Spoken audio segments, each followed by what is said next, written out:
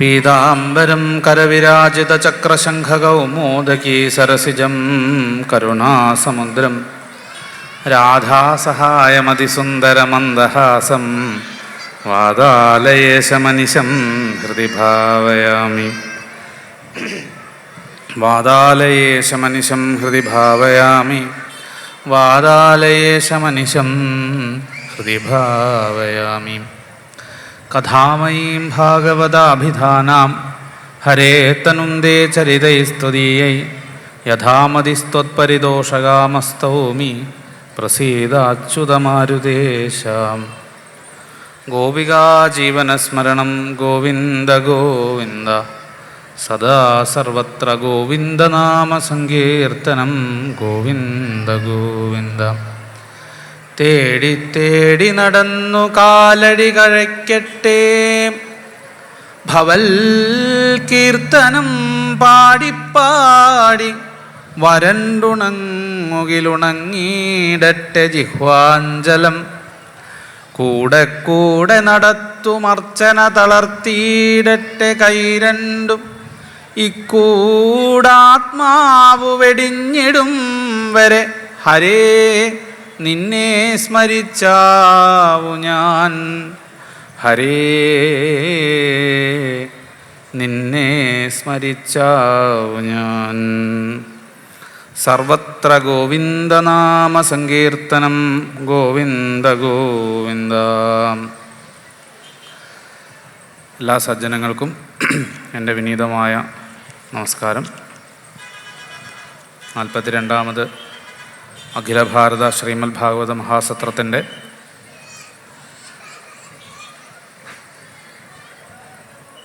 ഒരു സുദിനമായ ഇന്ന് ഉച്ചയ്ക്ക് ശേഷം നമ്മളിവിടെ ചർച്ച ചെയ്യാൻ തുടങ്ങുന്നത് ദ്വാദശ സ്കന്ധമാണ്. അതിൽ ദ്വാദശ സ്കന്ധത്തിലെ ആദ്യത്തെ 2 അധ്യായങ്ങളാണ് എനിക്ക് കിട്ടിയിരിക്കുന്ന വിഷയം. ഭാഗവതം ആരംഭിക്കുന്ന സമയത്ത് തന്നെ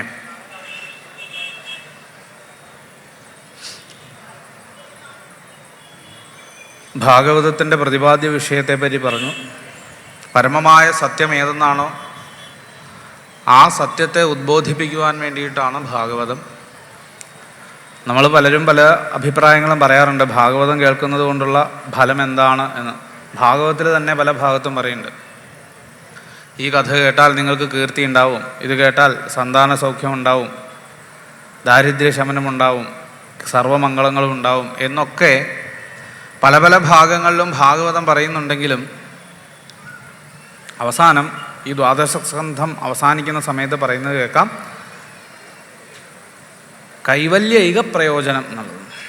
എന്താ ഭാഗവതത്തിൻ്റെ പരമമായ ലക്ഷ്യം? കൈവല്യമാകുന്ന ഒരേ ഒരു പ്രയോജനത്തോടു കൂടിയതാണ് എന്നാണ് പറയണത്. കാരണം എന്താണെന്ന് ചോദിച്ചാൽ യസ്മിൻ പാരമഹംസ്യമേകമമലം ജ്ഞാനം പരം ഗീയതേ. പരമഹംസ സംഹിതയാണ് ഭാഗവതം. പരമഹംസന്മാർക്ക് അനുഭവത്തിലുള്ളതായ ആ ജ്ഞാനത്തെ നമുക്കും പകർന്നു തരാനാണ് ഭാഗവതകാരൻ ഉദ്ദേശിക്കുന്നത്.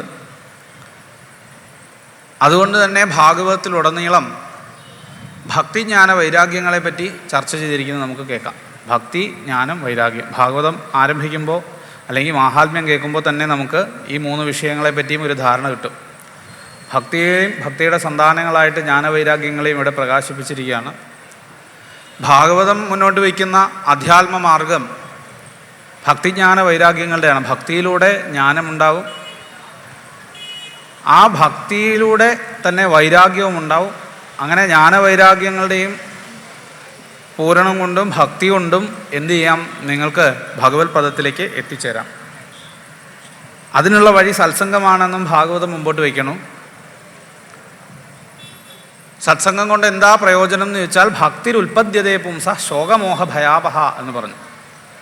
നമ്മുടെ ഉള്ളിൽ ഭക്തി വളരും സത്സംഗം കൊണ്ട്. ഭഗവത് കഥാശ്രവണം കൊണ്ടും ഭഗവത് ചിന്തനം കൊണ്ടും ഭഗവത് പൂജനം കൊണ്ടും ഉള്ളിൽ ഭക്തി വളരും എന്ന് ഭാഗവതം മുമ്പ് പ്രസ്താവിച്ചു. സത്സംഗം കൊണ്ടുണ്ടാവുന്ന ഭക്തി എങ്ങനെയുള്ളതാണെന്നും കൂടി പറഞ്ഞു. ഭക്തിരുൽപദ്യതേ പുംസ ശോകമോഹ ഭയാവഹ. ഭക്തി എങ്ങനെയുള്ളതാണ്? ശോകത്തെയും മോഹത്തെയും ഇല്ലാതാക്കും. കാരണം എന്താ? വാസുദേവനാകുന്ന ഒരേ ഒരു ആശ്രയത്തോടു കൂടിയവനാണ് ഞാൻ, ഭഗവാനാകുന്ന ഒരേ ഒരു ആശ്രയത്തോടു കൂടിയവനാണ് ഞാൻ, അല്ലെങ്കിൽ ഭഗവാന്റെ സംരക്ഷണയിലാണ് ഞാൻ, അല്ലെങ്കിൽ ഭഗവാനല്ലാതെ ഈ പ്രപഞ്ചത്തിൽ വേറൊന്നുമില്ല, സർവം ഖല്വിദം ബ്രഹ്മ ന അന്യദസ്തി സനാതനം എന്നുള്ളതായ സത്യം ഉള്ളിൽ ഉറച്ചു കഴിഞ്ഞാൽ പിന്നെ അവിടെ എന്തുണ്ടാവില്ല? ശോകം ഉണ്ടാവില്ല, മോഹം ഉണ്ടാവില്ല. ശോകം എന്ന് വെച്ചാൽ 3 തരത്തിലുള്ളതായ ദുഃഖങ്ങൾ, ആധ്യാത്മികങ്ങളായും ആധിഭൗതികങ്ങളായും ആധിദൈവികങ്ങളുമായിരിക്കുന്ന ദുഃഖങ്ങളൊന്നും ഉണ്ടാവില്ല. മോഹം എന്ന് വെച്ചാൽ തെറ്റിദ്ധാരണ, സത്യമല്ലാത്ത വസ്തുക്കളൊക്കെ സത്യമാണ്, പരമാർത്ഥത്തിലില്ലാത്തതൊക്കെ പരമാർത്ഥമാണ് എന്നുള്ളതായ ഒരു ധാരണ.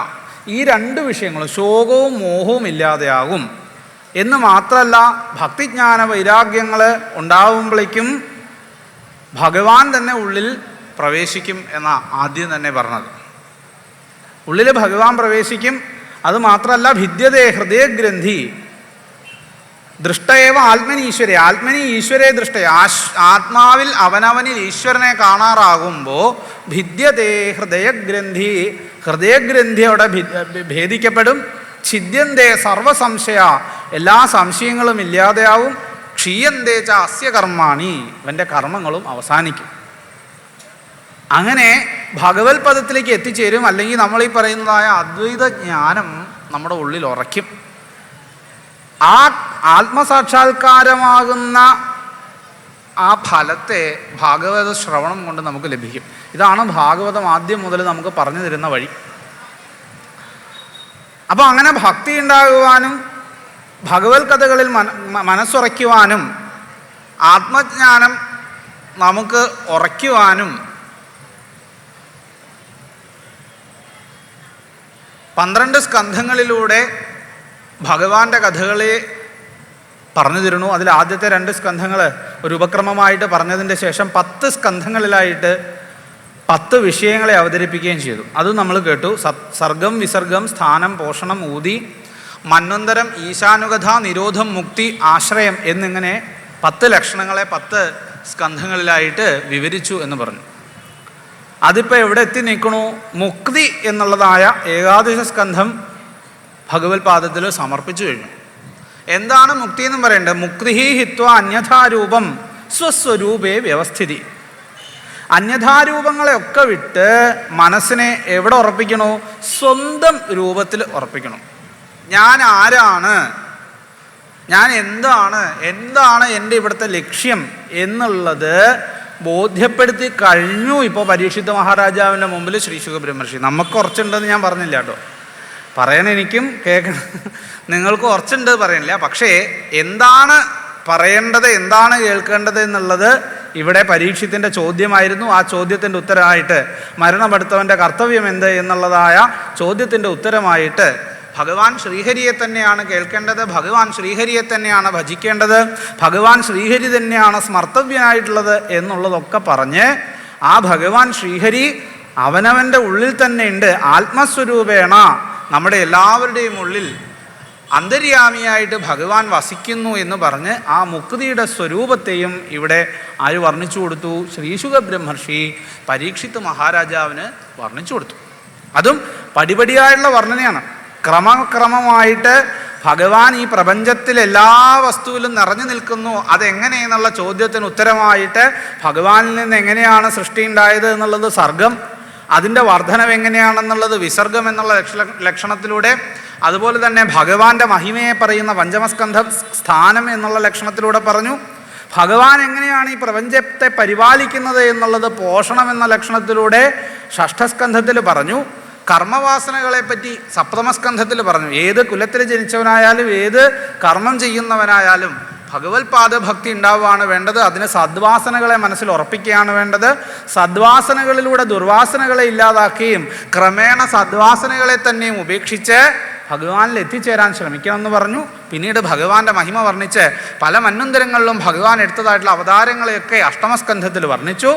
അതിനുശേഷം ഈശാനുകഥ എന്നുള്ള ലക്ഷണത്തിലൂടെ ഭഗവാന്റെ ഭക്തന്മാരായിട്ടുള്ള 2 രാജവംശങ്ങളുടെ സൂര്യവംശ സോമവംശ രാജാക്കന്മാരുടെ കഥകളെയൊക്കെ പറഞ്ഞു. ഇതൊക്കെ കഴിഞ്ഞതിൻ്റെ ശേഷം ഭഗവാന്റെ മഹിമയും ഭഗവാന്റെ വൈഭവവും ഒക്കെ മനസ്സിലാക്കിയല്ലോ. ഇനി എന്താ വേണ്ടത്? മനസ്സിനെ ഭഗവാനിൽ ഉറപ്പിച്ചു നിർത്തണം.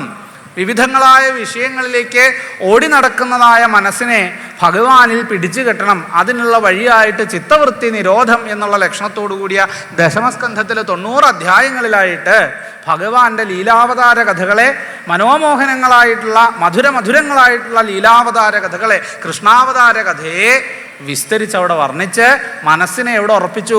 ഭഗവാനിൽ ഉറപ്പിച്ചു. ഇത്രയൊക്കെ ചെയ്തതിൻ്റെ ശേഷമാണ് പരീക്ഷിത് മഹാരാജാവിന് എന്തിനെ പറ്റി പറഞ്ഞു കൊടുക്കുന്നത്? മുക്തിയെ പറ്റി പറഞ്ഞു കൊടുക്കുന്നതായിട്ടുള്ള ഏകാദശ സ്കന്ധത്തിലെ പ്രകരണങ്ങൾ വരുന്നത്. അതും പറഞ്ഞു കൊടുത്തു. ഇനി എന്താ? 10ാമത്തേതായിട്ടുള്ള ആശ്രയം എന്നുള്ള ലക്ഷണമാണ്. ആശ്രയിക്കുക. ആരെ ആശ്രയിക്കണം? ഭഗവാനെ ആശ്രയിക്കണം. ഭഗവാനെ ആശ്രയിക്കുമ്പോൾ എങ്ങനെ ആശ്രയിക്കണം? സർവാത്മന ആശ്രയിക്കണം. എല്ലാ തരത്തിലും ഭഗവാന്റെ മുമ്പിൽ നമ്മൾ എന്ത് ചെയ്യണം?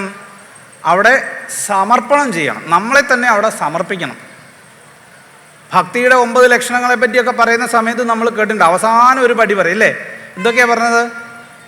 ശ്രവണം, കീർത്തനം, സ്മരണം, പാദസേവനം, അർച്ചനം, വന്ദനം, ദാസ്യം, സഖ്യം. ഇത് കഴിഞ്ഞിട്ട് ആത്മനിവേദനം എന്നൊന്ന് പറഞ്ഞു.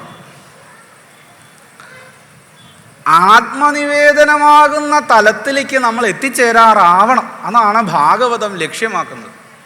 അതെല്ലാവർക്കും പറ്റില്ല. അതുകൊണ്ട് തന്നെ പുരഞ്ജനോപാഖ്യാനത്തിൽ ഭക്തിയെ പറ്റി പറയുന്നുണ്ട്. ഭക്തിയുടെ മക്കളുടെ കഥ പറയുമ്പോൾ 7 പേരുടെ പേരേ പറയുന്നുള്ളൂ.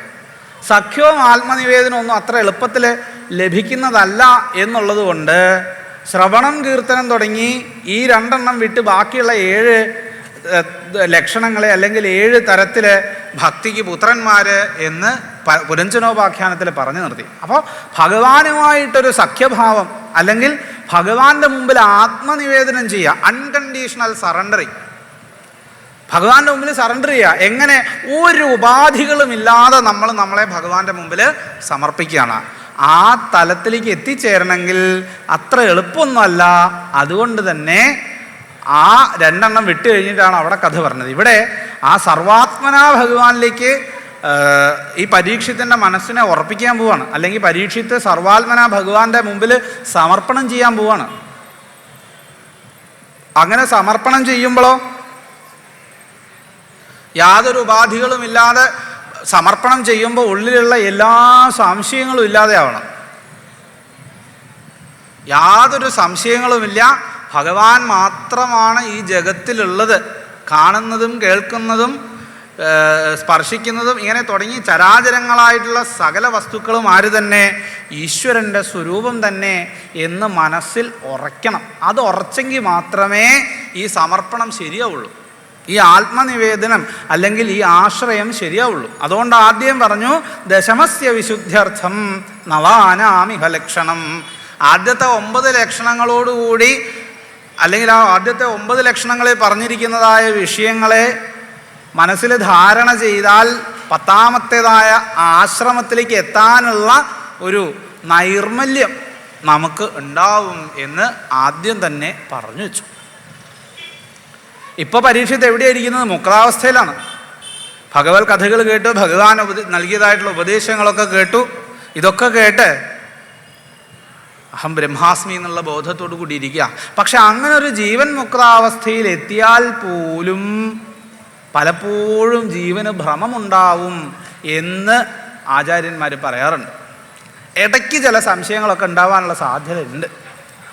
അതിനുദാഹരണമായിട്ട് ഇതാ ഇവിടെ 12ാമത്തെ സ്കന്ധം തുടങ്ങിയ സമയത്ത് തന്നെ പരീക്ഷിത് മഹാരാജാവ് പിന്നെയും സംശയം ചോദിക്കുക. എല്ലാ സംശയങ്ങളും തീർന്നു എന്ന് കഴിഞ്ഞിരിക്കുമ്പോഴാണ് പിന്നെയും ഇടയ്ക്കൊരു സംശയം. ഇതാണ് ജീവൻ മുക്താവസ്ഥയിൽ ഇരുന്നാലും അല്ലെങ്കിൽ ഭഗവാനിൽ തന്നെ മനസ്സുറപ്പിച്ചിരുന്നാലും ഒരു സദ്ഗുരുനാഥൻ്റെ കൂടെ ഇരുന്ന് യാതൊരു വിഷയങ്ങളെപ്പറ്റി ചിന്തിക്കാതെ ബ്രഹ്മത്തിൽ തന്നെ മനസ്സ് വെച്ചിരുന്നാലും ഏതെങ്കിലും ഒരു നിമിഷം നമ്മൾ അവിടെ നിന്ന് പിന്മാറുമ്പോൾ അല്ലെങ്കിൽ വേറെ ഏതെങ്കിലും ഒരു വിഷയത്തെ ഉണർത്താൻ തക്കതായിട്ടുള്ള കാഴ്ചകളോ അല്ലെങ്കിൽ ശബ്ദങ്ങളോ നമ്മുടെ ഇന്ദ്രിയങ്ങളിലൂടെ ഉള്ളിലേക്ക് എത്തുമ്പോൾ വീണ്ടും തുടങ്ങുക ഈ നമുക്ക് ചെറിയ ചെറിയ സംശയങ്ങളും ചെറിയ ചെറിയ ചാഞ്ചല്യങ്ങളും എന്ന് ബോധ്യപ്പെടുത്തി തരികയാണ് പരീക്ഷത്തിൻ്റെ കഥയിലൂടെ. പരീക്ഷത്ത് ചോദിക്കുക, സ്വധാമാനുഗതേ കൃഷ്ണേ യദുവംശ വിഭൂഷണേ കസ്യ വംശോഭവൽ പൃഥ്വ്യാം ഏതദാചക്ഷ്വമേ മുനേ. ഭഗവാൻ സ്വധാമത്തിലേക്ക് മടങ്ങിയതിന് ശേഷം ഏതു വംശമാണ് ഭൂമിയിൽ ഉണ്ടായിരുന്നത്, ഏതൊക്കെ രാജാക്കന്മാരാണ് ഇവിടെ ഭൂമിയെ ഭരിച്ചത് എന്നൊക്കെ ചോദിക്കണു. ആ ചോദ്യത്തിൻ്റെ ഉത്തരം പറഞ്ഞു കൊടുക്കുകയാണ് ഇവിടെ ആര്? പരീക്ഷിത് മഹാരാജാവിന് ശ്രീശുക ബ്രഹ്മർഷി. പുരഞ്ജയൻ എന്ന് പറയുന്നതായിട്ടുള്ള ബൃഹദ്രഥപുത്രനായിരിക്കുന്ന രാജാവുണ്ടാവും. അയാളുടെ അമാത്യനായിട്ടുള്ള ശുനകൻ എന്ന പേരായിട്ടുള്ള ഒരാള് തൻ്റെ സ്വാമിയെ തന്നെ കൊന്നുകൊണ്ട് രാജ്യത്തെ നേടിയെടുക്കും, അതിനുശേഷം അയാളുടെ ഭരണമായിരിക്കും എന്നൊക്കെ പറഞ്ഞു. ഇങ്ങനെ തുടങ്ങി ആ കലിയുഗ ആരംഭം മുതൽ പിന്നീട് വരുന്നതായിട്ടുള്ള രാജാക്കന്മാരുടെ ഒക്കെ കഥകളെ അവിടെ പറയുകയാണ്. കുറേ രാജാക്കന്മാരുടെ കഥകൾ പറയണു. അവരുടെ മക്കൾ ഭരിക്കണു, അവരുടെ മക്കൾ ഭരിക്കണു, ഏകദേശം 1700 വർഷങ്ങളോളം ഇന്ന ആളുകൾ ഭരിക്കും എന്നൊക്കെ പറഞ്ഞ് കുറേ കഥകൾ പറയുന്നുണ്ട്. നമ്മളിപ്പോൾ അറിയുന്ന ചരിത്രവുമായിട്ട് ഇതിന് വലിയ ബന്ധമൊന്നും തോന്നില്ല. എന്നാലും അവിടെ അങ്ങനെ കുറേ രാജാക്കന്മാരുടെ കഥകൾ പറഞ്ഞു പോകുന്നുണ്ട്. എന്തായാലും ഈ കഥകളെല്ലാം പറഞ്ഞതിന് ശേഷം പിന്നീട് അവസാനം പറയുകയാണ്, ഈ രാജാക്കന്മാരെല്ലാം ഭരിച്ച് ഭരിച്ച് ഭരിച്ച് പൃഥ്വി ഏകദേശം ഒരു പരുവാവും, ഒരു അവസ്ഥയിലേക്ക് എത്തിച്ചേരും. ആ അവസ്ഥ എന്താ എന്നുള്ളത് പ്രത്യേകിച്ച് പറയേണ്ട ആവശ്യമൊന്നുമില്ല, നമ്മളിപ്പോൾ അനുഭവിച്ചുകൊണ്ടിരിക്കുകയാണ്. അധികമൊന്നും പറയേണ്ട ആവശ്യമില്ല, ഉണ്ടോ? എൻ്റെ ആവശ്യമില്ല. നോക്കൂ, ഈ രാജാക്കന്മാർ മ്ലേച്ഛ സ്വഭാവത്തോടു കൂടിയവരായിട്ട്, ശൂദ്ര സ്വഭാവത്തോടു കൂടിയവരായിട്ട്, ബുദ്ധിയോ ധർമ്മമോ വിവരമോ ഒന്നുമില്ലാതെ ഭൂമിയെ ഭരിച്ച് ഭരിച്ച് ഭരിച്ച് നശിപ്പിക്കും എന്ന് പറഞ്ഞു. ഇവിടെ ആർക്കാ സന്തോഷം ഉണ്ടാവുക? ആർക്കും സന്തോഷം ഉണ്ടാവില്ല. ആർക്കാ സത്യം ഉണ്ടാവുക? ആരുടെ ഉള്ളിലും സത്യം ഉണ്ടാവില്ല. ദയ ഉണ്ടാവില്ല, തപസ്സുണ്ടാവില്ല. ഇങ്ങനെ തുടങ്ങി സ്ത്രീ ബാല ഗോ ദ്വിജഘ്നാശ്ച പരദാര ധനാദൃത ഉദിത അസ്തമിതപ്രായ അല്പസത്വ അല്പകായുഷ അസംസ്കൃത ക്രിയാഹീന രജസ തമസ ആവൃത പ്രജാസ്തേ ഭക്ഷയിഷ്യന്തി മ്ലേച്ഛ രാജിന്യരൂപിണ തന്നാഥാസ്തേ ജനപദ തച്ഛീലാചാരവാദിന അന്യോന്യതോ രാജഭിശ്ചാക്ഷയം യാസ്യന്തി പീഡിത. സ്ത്രീകളെയും അതുപോലെ തന്നെ ബാലന്മാരെയും അതുപോലെ തന്നെ ഗോക്കളെയും, ഗോശബ്ദത്തിന് ഇവിടെ ധർമ്മം എന്നുള്ള അർത്ഥം കൂടി നമ്മൾ എടുക്കണം.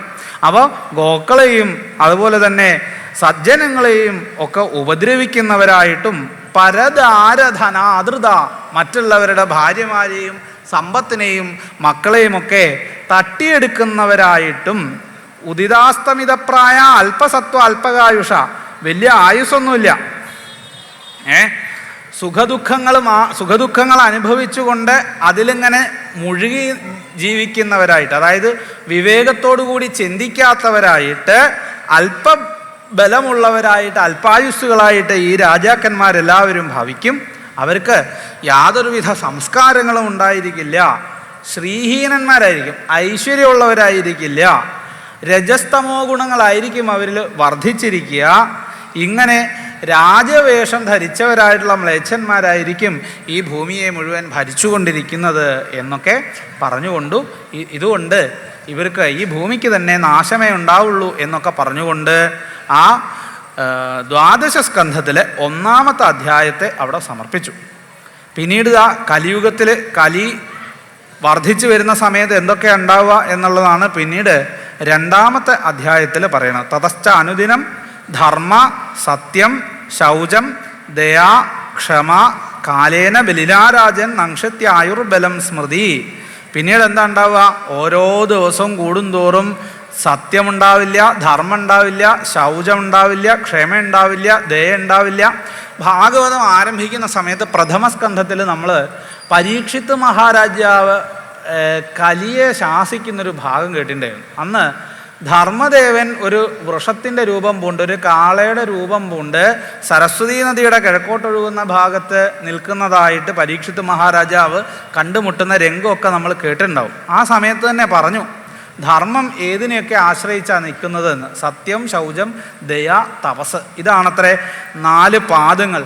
ധർമ്മത്തിൻ്റെ 4 പാദങ്ങളാണ്. ഈ 4 പാദങ്ങളിൽ ഊന്നിയിട്ടാണ് എന്തു സ്ഥിതി ചെയ്യാം?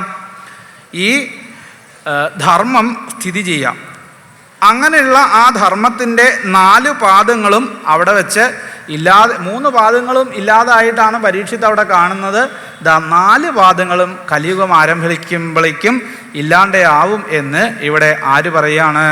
ശ്രീശുക ബ്രഹ്മർഷി പരീക്ഷിത് മഹാരാജാവിന് ഉപദേശിച്ചു കൊടുക്കുകയാണ്. ധർമ്മം എന്ന് പറയുന്നത് അശേഷമില്ല, ഉണ്ടെങ്കിൽ തന്നെ അവനവൻ്റെ ഒരു നിലനിൽപ്പിന് വേണ്ടിയിട്ട് മാത്രം ധർമ്മത്തെ ആശ്രയിക്കുന്നവരാണ്. അതായത് നമ്മൾ മഹാഭാരതത്തിൽ ദുര്യോധനെ പറ്റി കേട്ടിട്ടുണ്ട് അല്ലേ? ദുര്യോധൻ്റെ കഥയിൽ അവസാനം ഭീമസേനൻ്റെ അടികേറ്റ് തുട പിളർന്ന് കിടക്കുന്നതായ ദുര്യോധൻ ധർമ്മത്തെ കൂട്ടുപിടിക്കാൻ ശ്രമിക്കുന്നുണ്ട്. എന്താ പറഞ്ഞത്? കൃഷ്ണ, ധർമ്മ സംരക്ഷണാർത്ഥം അവതരിക്കുമെന്നൊക്കെ പറഞ്ഞ നീ പോലും കൂട്ടുനിന്നുകൊണ്ട് ഭീമസേനൻ അധർമ്മം പ്രവർത്തിച്ചു, എൻ്റെ തുടയടിച്ച് തകർത്തു, ഗദായുദ്ധത്തിൽ പാടില്ലാത്തതായ ഒരരുതായിട്ടുള്ളൊരു കാര്യം ഇവിടെ വെച്ച് ചെയ്തില്ലേ, ഇത് ശരിയാണോ എന്ന് ചോദിച്ചു. ആ സമയത്ത് ഭഗവാൻ അവിടെ ദുര്യോധനെ പരിഹസിച്ചിട്ടുണ്ട്. എന്താ? ഇതാണ് കുഴപ്പം. ഈ ധർമ്മത്തെ ആശ്രയിച്ചിട്ടില്ലെങ്കിൽ, അല്ലെങ്കിൽ ധർമ്മത്തെ സംരക്ഷിക്കാൻ നമ്മൾ ശ്രമിച്ചിട്ടില്ലെങ്കിൽ ധർമ്മം നമ്മളെയും രക്ഷിക്കില്ല. ഇന്ന് നമ്മൾ കാണുന്നത് എന്താ? ഈ ദുര്യോധനെ പോലെ ധർമ്മത്തെ കൂട്ടുപിടിക്കുന്നവരെയാണ്. അവനവൻ എന്തെങ്കിലും ദോഷം വരുമ്പം അയ്യോ അവരെന്നോട് ചെയ്തത് ശരിയായില്ല എന്ന് പറഞ്ഞ് മറ്റുള്ളവരിൽ പഴിചാരി രക്ഷപ്പെടാൻ ശ്രമിക്കുന്ന ആളുകളെയാണ് നമുക്ക് ഭൂരിഭാഗവും കാണാൻ സാധിക്കും. എന്നാൽ ഇതിനു മുമ്പ് ഇതുപോലുള്ള സാഹചര്യം വരുന്ന സമയത്ത് നമ്മൾ എന്താണ് ചെയ്തത് എന്ന് നമ്മൾ സ്വയം വിശകലനം ചെയ്യാറുണ്ടോ? ആലോചിച്ച് നോക്കൂ.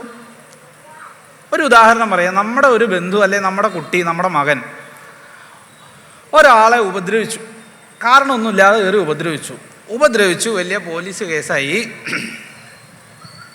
അവസാനം വലിയ പ്രശ്നങ്ങളൊക്കെ ആയി നമ്മുടെ അടുത്ത് വന്നു. നമ്മൾ എന്തായിരിക്കും നിലപാടെടുക്കുക? നമുക്കൊരാവേശത്തിന് നമ്മൾ പറയും, ഓ ഞാൻ ധർമ്മിഷ്ഠനാണ്, അവൻ തെറ്റ് ചെയ്തിട്ടുണ്ടെങ്കിൽ അനുഭവിക്കട്ടെ എന്ന് വിചാരിക്കും എന്നൊക്കെ. പക്ഷേ പ്രാക്ടിക്കലി ഇങ്ങനൊരു സാഹചര്യത്തിൽ വരുമ്പോൾ ഒരു ഭൂരിപക്ഷം ആളുകൾ എന്താ വിചാരിക്കുക?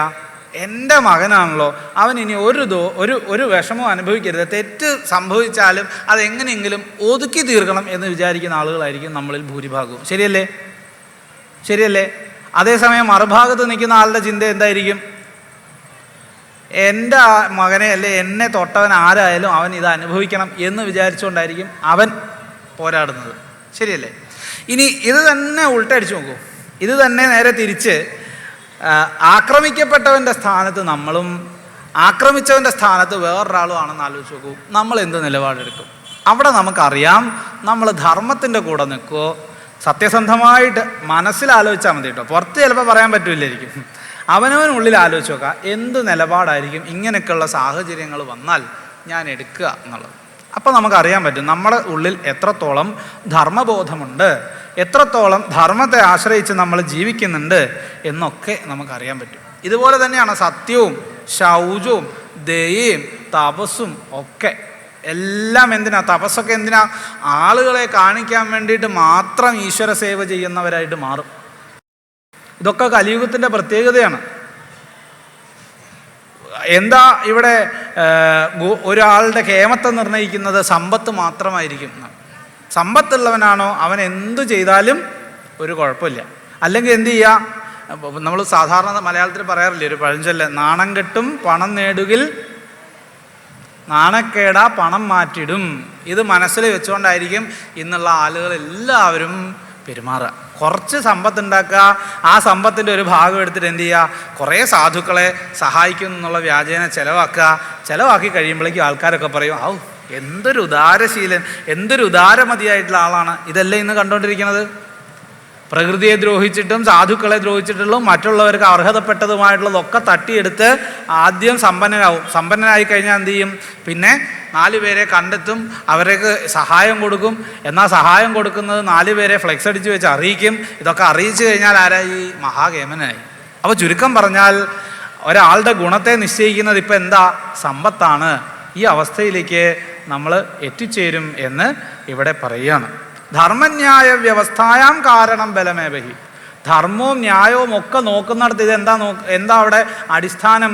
കയ്യൂക്കൊള്ളവനാണ്. കയ്യൂക്കൊള്ളവൻ, സമ്പത്തുള്ളവൻ, അവൻ്റെ ഭാഗത്തെ ആര് പോലും നിലനിൽക്കുള്ളൂ? ന്യായവും ധർമ്മവും പോലും നിലനിൽക്കുള്ളൂ എന്നുള്ളത് ആ ഒരു അവസ്ഥയിലേക്ക് നമ്മൾ എത്തിച്ചേരും. കയ്യിൽ പൈസ ഉണ്ടോ ഏത് കേസും കൂട്ടം ഉണ്ടായാലും അതിലൊക്കെ നിങ്ങൾ ജയിക്കും. കയ്യിൽ സമ്പത്തില്ലേ, അല്ലെങ്കിൽ നിങ്ങളുടെ പക്ഷത്ത് നിൽക്കാൻ ബലവാന്മാരായിട്ടുള്ള ആളുകളില്ലേ, അവിടെ നിങ്ങൾ തോൽക്കും. ന്യായവും ധർമ്മവും ഒക്കെ ആരുടെ കൂടെ ആയിരിക്കും കലിയുഗത്തിൽ?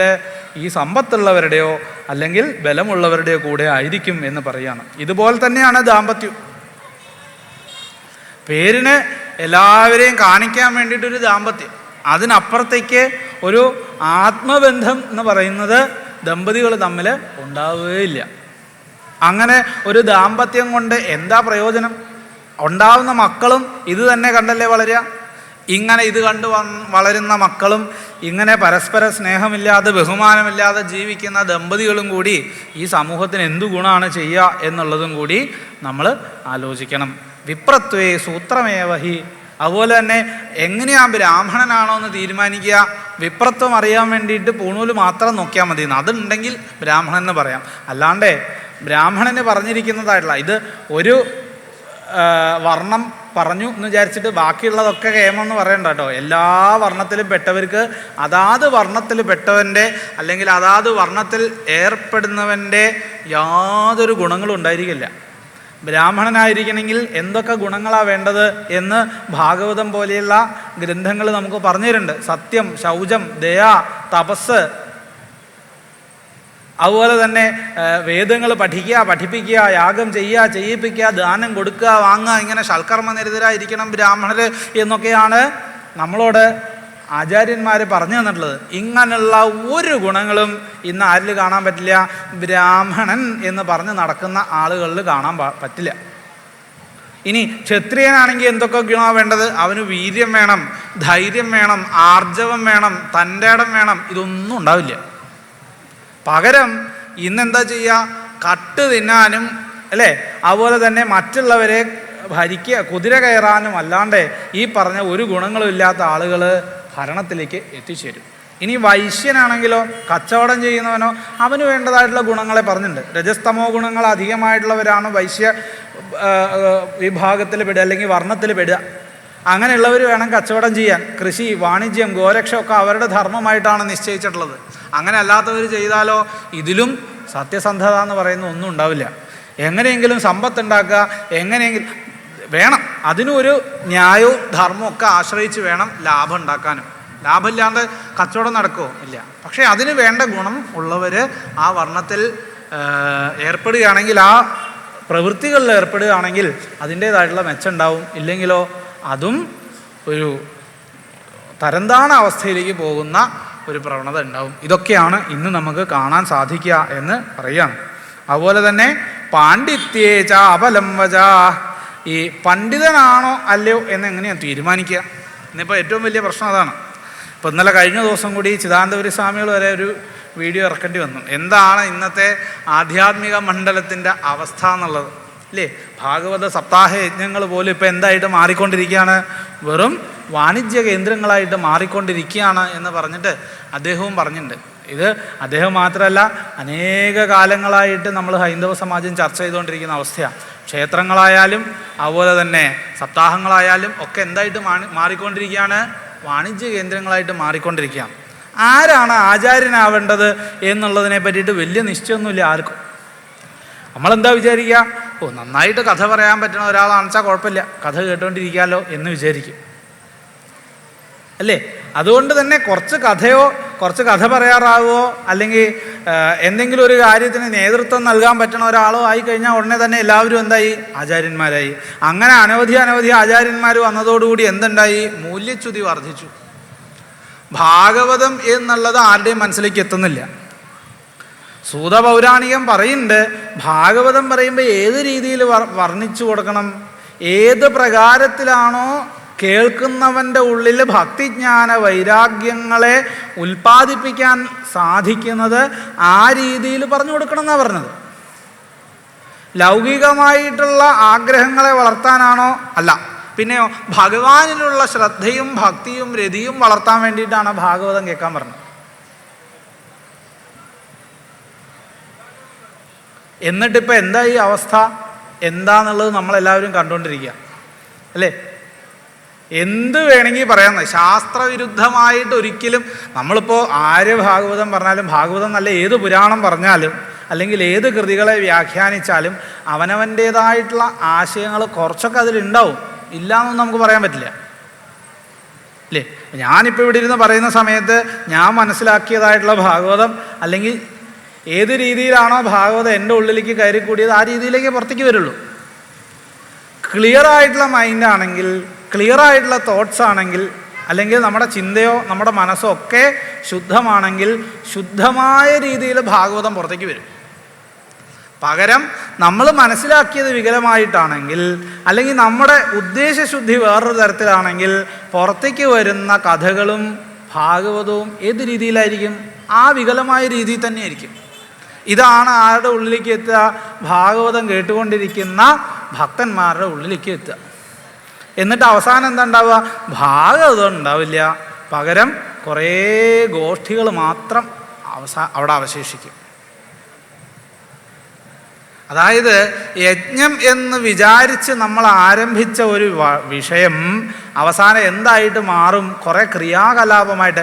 ശ്രമ ഏവ ഹി കേവലം എന്ന് ഭാഗവതം പറയുന്നുണ്ട്.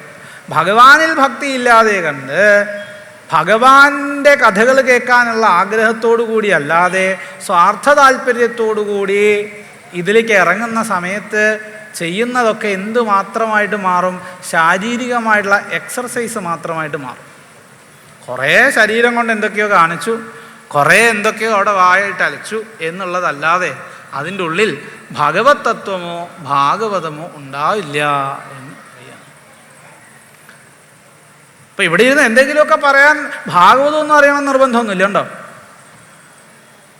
കുറേ പേരുകൾ കാണാതെ പഠിക്കുക, കുറേ എന്തൊക്കെയോ അവിടുന്ന് ഇവിടുന്നൊക്കെ കഥകൾ മനസ്സിലാക്കി വയ്ക്കുക, കുറച്ച് രജോ ഗുണം ഉണ്ടാവുക. ഈ രജോ ഗുണം ഉണ്ടോ, നല്ലോണം ഉണ്ടോ, നിങ്ങൾക്ക് എത്ര നേരം വേണമെങ്കിലും ഇവിടെ നിന്ന് ഭാഗവതം പറയാൻ പറ്റും. ഭാഗവതം എന്നല്ല എന്തും പറയാൻ പറ്റും. എൻ്റെ ഒരു സുഹൃത്തുണ്ട്, അദ്ദേഹം പറയാറുണ്ട്, വാസ്തവത്തിൽ ഈ ആചാര്യന്മാരെ നമസ്കരിക്കുന്നതിനേക്കാൾ മുമ്പ് നമസ്കരിക്കേണ്ടത് ആരെയാ? ഭഗവത് ഭക്തന്മാരെയാ, കേട്ടോണ്ടിരിക്കണവരെയാ. കാരണം രാവിലെ തുടങ്ങുന്ന മുതൽ വൈകുന്ന വരെ ഇതിങ്ങനെ ഇരുന്ന് കേൾക്കണം എന്നുണ്ടെങ്കിലോ കുറച്ചൊന്നും സത്വഗുണം പോരാ. അത്രയൊന്നും നമുക്ക് പറ്റില്ല. 2 മണിക്കൂർ കഴിഞ്ഞാൽ അപ്പം എണീറ്റ് പോകും അല്ലേ?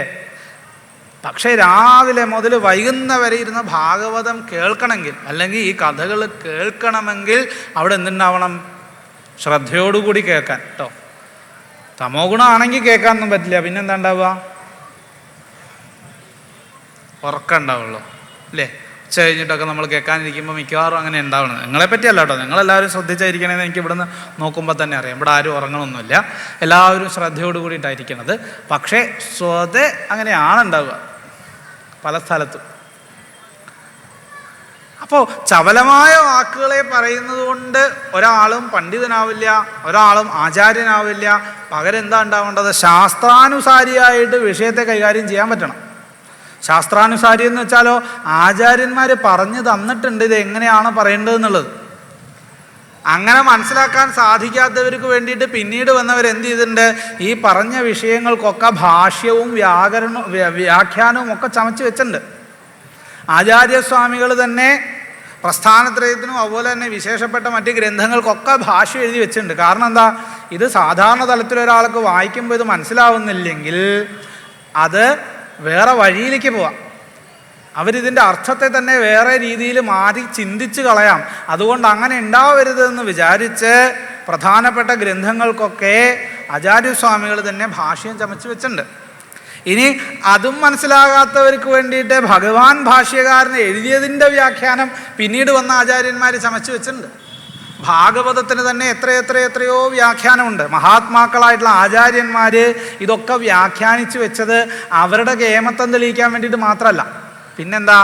പിന്നാലെ വരുന്ന ആളുകൾക്ക് അത് അവരുടെ കാരുണ്യം കൊണ്ടാണ്. നമ്മളോടുള്ള കാരുണ്യം കൊണ്ട് നാളെ ഈ പാതയെ അനുസന്ധാനം ചെയ്തു വരുന്നവർക്ക്, നമ്മളോട് നേരത്തെ പറഞ്ഞിട്ടുണ്ട്, ധർമ്മം എന്താണെന്ന് നിങ്ങൾക്ക് മനസ്സിലാവില്ലെങ്കിൽ നിങ്ങൾ എന്ത് ചെയ്യണം?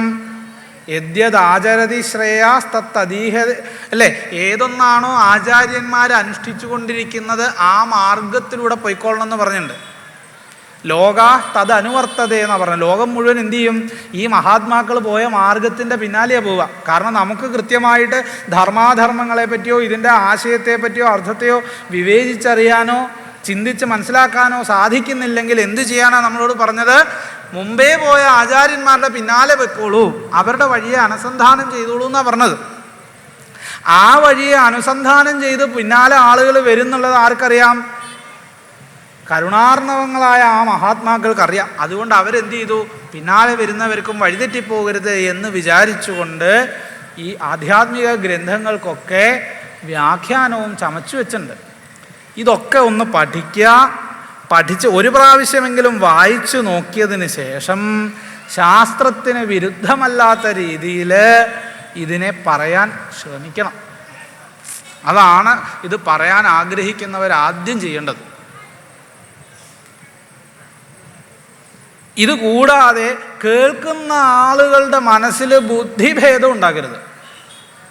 ഇതിപ്പോൾ എന്താ കുഴപ്പമെന്ന് വെച്ചാൽ, ഇന്നൊരാചാര്യം വന്ന് ഒരു രീതിയിൽ പറയും, നാളെ വേറൊരാൾ വരുമ്പോൾ ഇതിന് വിരുദ്ധമായിട്ട് പറയും, മറ്റന്നാൾ ഒരാൾ വരുമ്പോൾ വേറൊരു രീതിയിൽ പറയും. ഇതിലേതാ കേട്ടുകൊണ്ടിരിക്കേണ്ട ആൾ സ്വീകരിക്കേണ്ടത്? ആളുകളുടെ മനസ്സിൽ ദ്വൈത ബുദ്ധി ജനിപ്പിക്കുക. ഒരു കുഴപ്പമില്ലാണ്ട് സമാധാനമായിട്ട് പോയിരുന്ന ആൾക്കാരാ. ഇപ്പോൾ 3 പേര് വന്ന് 3 തരത്തിൽ പറഞ്ഞു കഴിഞ്ഞപ്പോഴേക്ക് എന്തായി? കേട്ടുകൊണ്ടിരിക്കുന്ന ആളുടെ മനസ്സിൽ സംശയമായി, ഇതിലേതാ വേണ്ടതെന്നായി. അവസാനം എന്താവും? അവനവന് ഇഷ്ടപ്പെട്ടത് ഏതാണോ അതെടുത്ത് ആ വഴിക്കൂടെ പോകും. ഇതല്ലേ ഉണ്ടാവുക? ഇതാണ് പ്രശ്നം. ഇങ്ങനെ ഈ പൂർവ്വസൂരികളായ മഹാത്മാക്കൾ എന്താണ് പറഞ്ഞു വെച്ചിട്ടുള്ളത് എന്ന് ആലോചിക്കുകയോ ചിന്തിക്കുകയോ ചെയ്യാതെ ശാസ്ത്രവിചാരം ചെയ്യാനും ഈ ഭാഗവതം മുതലായ ഗ്രന്ഥങ്ങളെ വ്യാഖ്യാനിക്കാനും പുറപ്പെടുമ്പോഴാണ് ആവശ്യമില്ലാത്ത പലതും കയറിക്കൂടുന്നത്. അപ്പം അതിനെപ്പറ്റി ധാരാളം ചർച്ച നടക്കുന്നുണ്ട്. അതുകൊണ്ട് പിന്നെ അതിലേക്ക് അധികം പോകണമെന്നില്ല തോന്നുന്നുണ്ട്.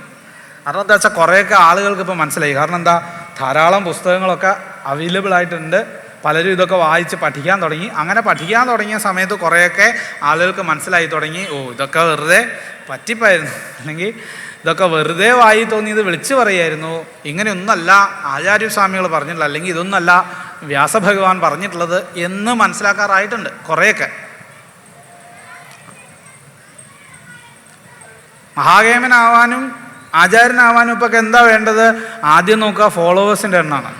എത്ര ഫോളോവേഴ്സ് ഉണ്ട്? ഫോളോവേഴ്സിൻ്റെ എണ്ണം കൂടിയാൽ അയാൾ ആരായി? കേമനായി.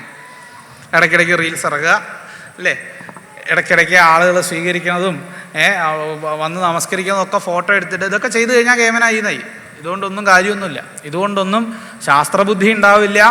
ഇത് പറഞ്ഞു കൊടുക്കുന്ന ആൾക്കാർക്ക് മനസ്സിലാവില്ല. അവനവൻ്റെ മനസ്സിലേക്കും കയറില്ല. അവനവൻ്റെ മനസ്സിലേക്കും കയറണമെന്നുണ്ടെങ്കിൽ ആദ്യം എന്ത് ചെയ്യുക? അവനവൻ്റെ ഗുരുനാഥന്മാരെ നമസ്കരിച്ച്, പൂർവ്വസൂരികളായിട്ടുള്ള മഹാത്മാക്കളെ നമസ്കരിച്ച് അവർ പറഞ്ഞതും കേട്ടതുമായ വിഷയങ്ങളെ പഠിക്കാൻ ശ്രമിക്കുകയാണ് ആദ്യം വേണ്ടത്. അതിന് വിരുദ്ധമല്ലാത്ത രീതിയിൽ എന്താണോ തൻ്റെ ഉള്ളിൽ ഉള്ളത് അതിനെ പറയാൻ ശ്രമിക്കുക. എനിക്ക് മനസ്സിലാവാത്തൊരു കാര്യം നിങ്ങൾക്ക് പറഞ്ഞു തരാൻ എനിക്ക് പറ്റുമോ? പറഞ്ഞാലും അത് ആർക്കും എനിക്കും മനസ്സിലാവില്ല, നിങ്ങൾക്കും മനസ്സിലാവില്ല. അപ്പോൾ എന്താണോ മനസ്സിലായിട്ടുള്ളത് ആ മനസ്സിലായതിനെ പറഞ്ഞാൽ മതി. കുറച്ചല്ലെങ്കിൽ അത് മതി. അല്ലാതെ അറിയാത്തൊരു വിഷയത്തെ പറ്റി 3-4 മണിക്കൂർ കുറേ ഘോരം പ്രസംഗിച്ചുകൊണ്ട് കാര്യമില്ല. വളരെ ലളിതമായിട്ടുള്ള സരസമായിട്ട് ഭാഗവതം എന്ന് പറയുന്നത് തന്നെ നമ്മുടെ ജീവിതമാണ്, അവനവനെ സംബന്ധിക്കുന്നതാണ്, അധ്യാത്മമാണ്. ആത്മശബ്ദത്തിന് എന്താ അർത്ഥം? അവനവനെ സംബന്ധിക്കുന്നത് എന്നർത്ഥം. അപ്പോൾ അവനവനെ സംബന്ധിക്കുന്നതായിട്ടുള്ള വിഷയം മാത്രമേ ഇവിടെ ചർച്ച ചെയ്യുന്നുള്ളൂ, ഭാഗവത്തിൽ ചർച്ച ചെയ്യുന്നുള്ളൂ. നമ്മളതിനെ കോംപ്ലിക്കേറ്റഡ് ആക്കാതിരുന്നാൽ മതി. അങ്ങനെ വളരെ സരസമായിട്ട് വളരെ ലളിതമായ രീതിയിൽ ഭഗവത് കഥകളിലൂടെ ഭഗവത് തത്വത്തെ പറഞ്ഞു വെച്ചിട്ടുണ്ട്. അതിനെ വേണ്ട രീതിയിൽ മനസ്സിലാക്കുക. പറ്റിക്കപ്പെടാതിരിക്കാനും പറ്റിപ്പിൽ പോയി വീഴാതിരിക്കാനുള്ള വഴി എന്ന് പറയുന്നത് എന്താ? അവനവൻ സ്വയമേവ ഇതിനെ അറിയാൻ ശ്രമിക്കുക എന്നുള്ളതാണ്. അല്ലാതെ വേറെ വഴിയുണ്ടോ? ഒരു വഴിയില്ല. കാരണം ലോകം ഇന്ന് അങ്ങനെയാണ്. അതുകൊണ്ടാണ് ഈ കലിയുഗത്തിൻ്റെ വർണ്ണനയൊക്കെ ഇത്ര വിസ്തരിച്ച് പറഞ്ഞത്. അല്ലെങ്കിൽ ഒന്നും പറയേണ്ട ആവശ്യമില്ല. ഇത് ലോകം ഇങ്ങനെയാണ് എന്ന് മനസ്സിലാക്കണം.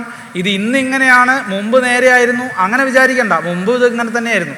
അന്നും ഉണ്ടായിരുന്നു ഹിരണ്യകശിപു, ഇന്നും ഉണ്ട് ഹിരണ്യകശിപുക്കൾ. അന്നും ഉണ്ടായിരുന്നു കംസൻ, ഇന്നും ഉണ്ട് കംസന്മാർ, ഇല്ലേ? എന്നാ ഇതില്ലാത്തത്? ധർമ്മം ഉണ്ടെങ്കിൽ ഒരു ഭാഗത്ത് എന്തുണ്ടാവും? അധർമ്മം ഉണ്ടാവും. ജ്ഞാനം ഉണ്ടെങ്കിൽ ഒരു ഭാഗത്ത് എന്തുണ്ടാവും? അജ്ഞാനം ഉണ്ടാവും. അതിലേക്ക് പോയി വീഴാതിരിക്കാനാണ് നമ്മൾ ശ്രമിക്കേണ്ടത്. ധർമ്മവും ഭഗവാന്റെ ഇരിപ്പിടമാണെങ്കിൽ അധർമ്മവും ഭഗവാന്റെ ഇരിപ്പിടം തന്നെയാണ്. ജ്ഞാനം ഭഗവാനാണെങ്കിൽ അജ്ഞാനവും ഭഗവാൻ തന്നെയാണ്. രണ്ടും ഇവിടെ ഇല്ല, ഒക്കെ ഈശ്വരൻ തന്നെയാണ്. പക്ഷേ നമ്മൾ നമ്മുടെ മാർഗം ഏതാണെന്ന് തിരിച്ചറിഞ്ഞ് ആ മാർഗത്തിലൂടെ പോകുക എന്നുള്ളത് മാത്രമേ നമുക്ക് ചെയ്യാനുള്ളൂ ഇവിടെ. നമ്മൾ എന്ത് ചെയ്യണം? നമ്മൾ ജാഗരൂകരായിരിക്കണം. നമ്മൾ ജാഗരൂകരായിരിക്കാൻ എന്താ വേണ്ടത്? ആദ്യം ഇതൊക്കെ പഠിക്കാൻ സ്വയമേവ ശ്രമിക്കുക. അങ്ങനെ പഠിച്ച് യുക്തിയോടുകൂടി ചിന്തിക്കുക. അതും കൂടിയുണ്ട്. ആരെങ്കിലും എന്തെങ്കിലും പറഞ്ഞാൽ ഉടനെ അത് വിശ്വസിക്കുകയല്ല വേണ്ടത്. പിന്നെന്താ വേണ്ടത്?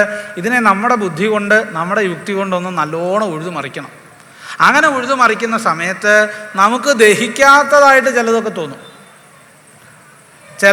ചിലത് ലോകത്ത് ആര് കേട്ടാലും എവിടെ പറഞ്ഞാലും ഏത് സാഹചര്യത്തിൽ പറഞ്ഞാലും അതൊക്കെ സത്യമാണ് എന്ന് നമുക്ക് മനസ്സിലാവും. അങ്ങനെയുള്ളത് മഹാത്മാക്കളുടെ ഋതംഭരാബുദ്ധിയിൽ നിന്ന് വരുന്നതായിട്ടുള്ള സത്യങ്ങളാണ്. അതൊക്കെ എന്നും എല്ലാ കാലത്തും ഒരുപോലെ ഇരിക്കും.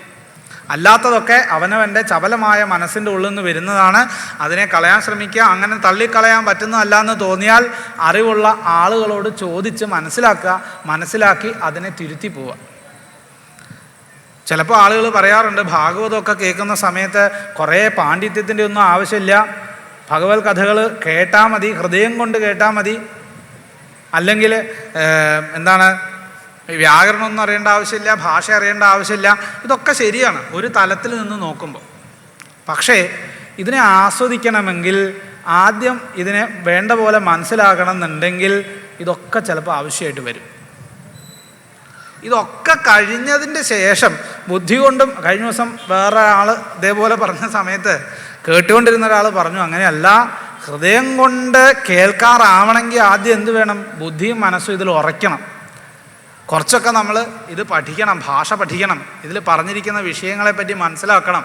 ഇതൊക്കെ മനസ്സിലാക്കിയതിന് ശേഷം പതിയെ എന്ത് ചെയ്യും? ഹൃദയം കൊണ്ട് കേൾക്കാറാവും. അല്ലാണ്ട് ഒറ്റ ദിവസം കൊണ്ടൊന്നും ഈ എല്ലാവരും ഒന്നും പൂതാനം ആവില്ല എന്ന് നമ്മൾ മനസ്സിലാക്കണം. എത്രയോ കാലം നാമം ജപിച്ച് സത്സംഗത്തിൽ ഇരുന്നതിൻ്റെ ശേഷമാണ് ഓരോരുത്തരും ആ പരമാനന്ദ അവസ്ഥയിലേക്ക് എത്തിച്ചേരുന്നത് നമ്മൾ ആലോചിക്കണം. അല്ലാതെ ഒരു ദിവസം കൊണ്ട് എന്തെങ്കിലും ഗോഷ്ഠി കാണിച്ച് നടന്നാൽ നമ്മൾ ആരാവില്ല, പൂതാനാവില്ല. ചിലപ്പോൾ എന്നോട് വിരോധം തോന്നിയേക്കാം പറയുമ്പോൾ, ഇല്ലേ? പക്ഷേ തോന്നിയിട്ടും കാര്യമൊന്നുമില്ല. അതാണ് സത്യം. മറ്റുള്ളവരുടെ ശ്രദ്ധ പിടിച്ചു പറ്റാൻ വേണ്ടി എനിക്ക് എന്ത് വേഷവും കെട്ടാം. പക്ഷെ അങ്ങനെ വേഷം കെട്ടിയോണ്ട് ഞാൻ ആരാവില്ല, ഭക്തനാവില്ല. ഭക്തൻ്റെ ലക്ഷണം എന്താണ്? ഭാഗവതന്മാരെങ്ങനെ ആയിരിക്കണം ഒക്കെ പറഞ്ഞു കൊടുത്തിട്ടുണ്ട് ഭഗവാൻ. ഈ രീതിയിൽ ഭാഗവതത്തെ, അധ്യാത്മ വിഷയത്തെ സമീപിക്കാൻ നമ്മൾ ഓരോരുത്തരും തയ്യാറാവണം. ആയേ മതിയാവുള്ളൂ. അല്ലെങ്കിൽ നമ്മൾ തന്നെ പോയി കുഴിയിൽ വീഴും. യാതൊരു സംശയമില്ല. ഇവിടെ പറയുന്നുണ്ട്, ഇതാ ദൂരേ വാര്യേനം തീർത്ഥം. നമുക്ക് ദൂരത്തുള്ള തീർത്ഥക്ഷേത്രങ്ങൾ മാത്രമേ ഉള്ളൂ കേമം. അടുത്തടുത്ത് ഉള്ളതിനെ ഒന്നും നമുക്ക് കേമത്തൊന്നുമില്ല. അതിന് വലിയ കേമമാണെന്ന് നമുക്ക് തോന്നണില്ല. എന്നാൽ ദൂരെ എവിടെയെങ്കിലും പോയി, അവിടെ പോയി, ഇവിടെ പോയി, ഇതൊക്കെ എന്തിനാ വെച്ചാൽ ഇതൊക്കെ നമ്മുടെ ഉള്ളിലുള്ള ആ ഒരു ഈഗോയെ തൃപ്തിപ്പെടുത്താൻ, അല്ലെങ്കിൽ മറ്റുള്ളവരുടെ മുമ്പിൽ കേമനാണെന്ന് ചമയാൻ വേണ്ടിയിട്ടാണ്. ഇതിൻ്റെ ഒന്നും ആവശ്യമില്ല. ശരിക്കും പറഞ്ഞു, നമ്മുടെ അടുത്ത് തന്നെ ഉണ്ട് മഹാത്മാക്കൾ, നമ്മുടെ അടുത്ത് തന്നെ ഉണ്ട് ഭഗവാൻ, ഭഗവതി. ഇവിടെ ഒക്കെ പോവുക, വളരെ ലളിതമായിട്ട് അവിടെ പോയി നമ്മുടെ തൊട്ടടുത്തുള്ള തേവരെ നമസ്കരിക്കുക.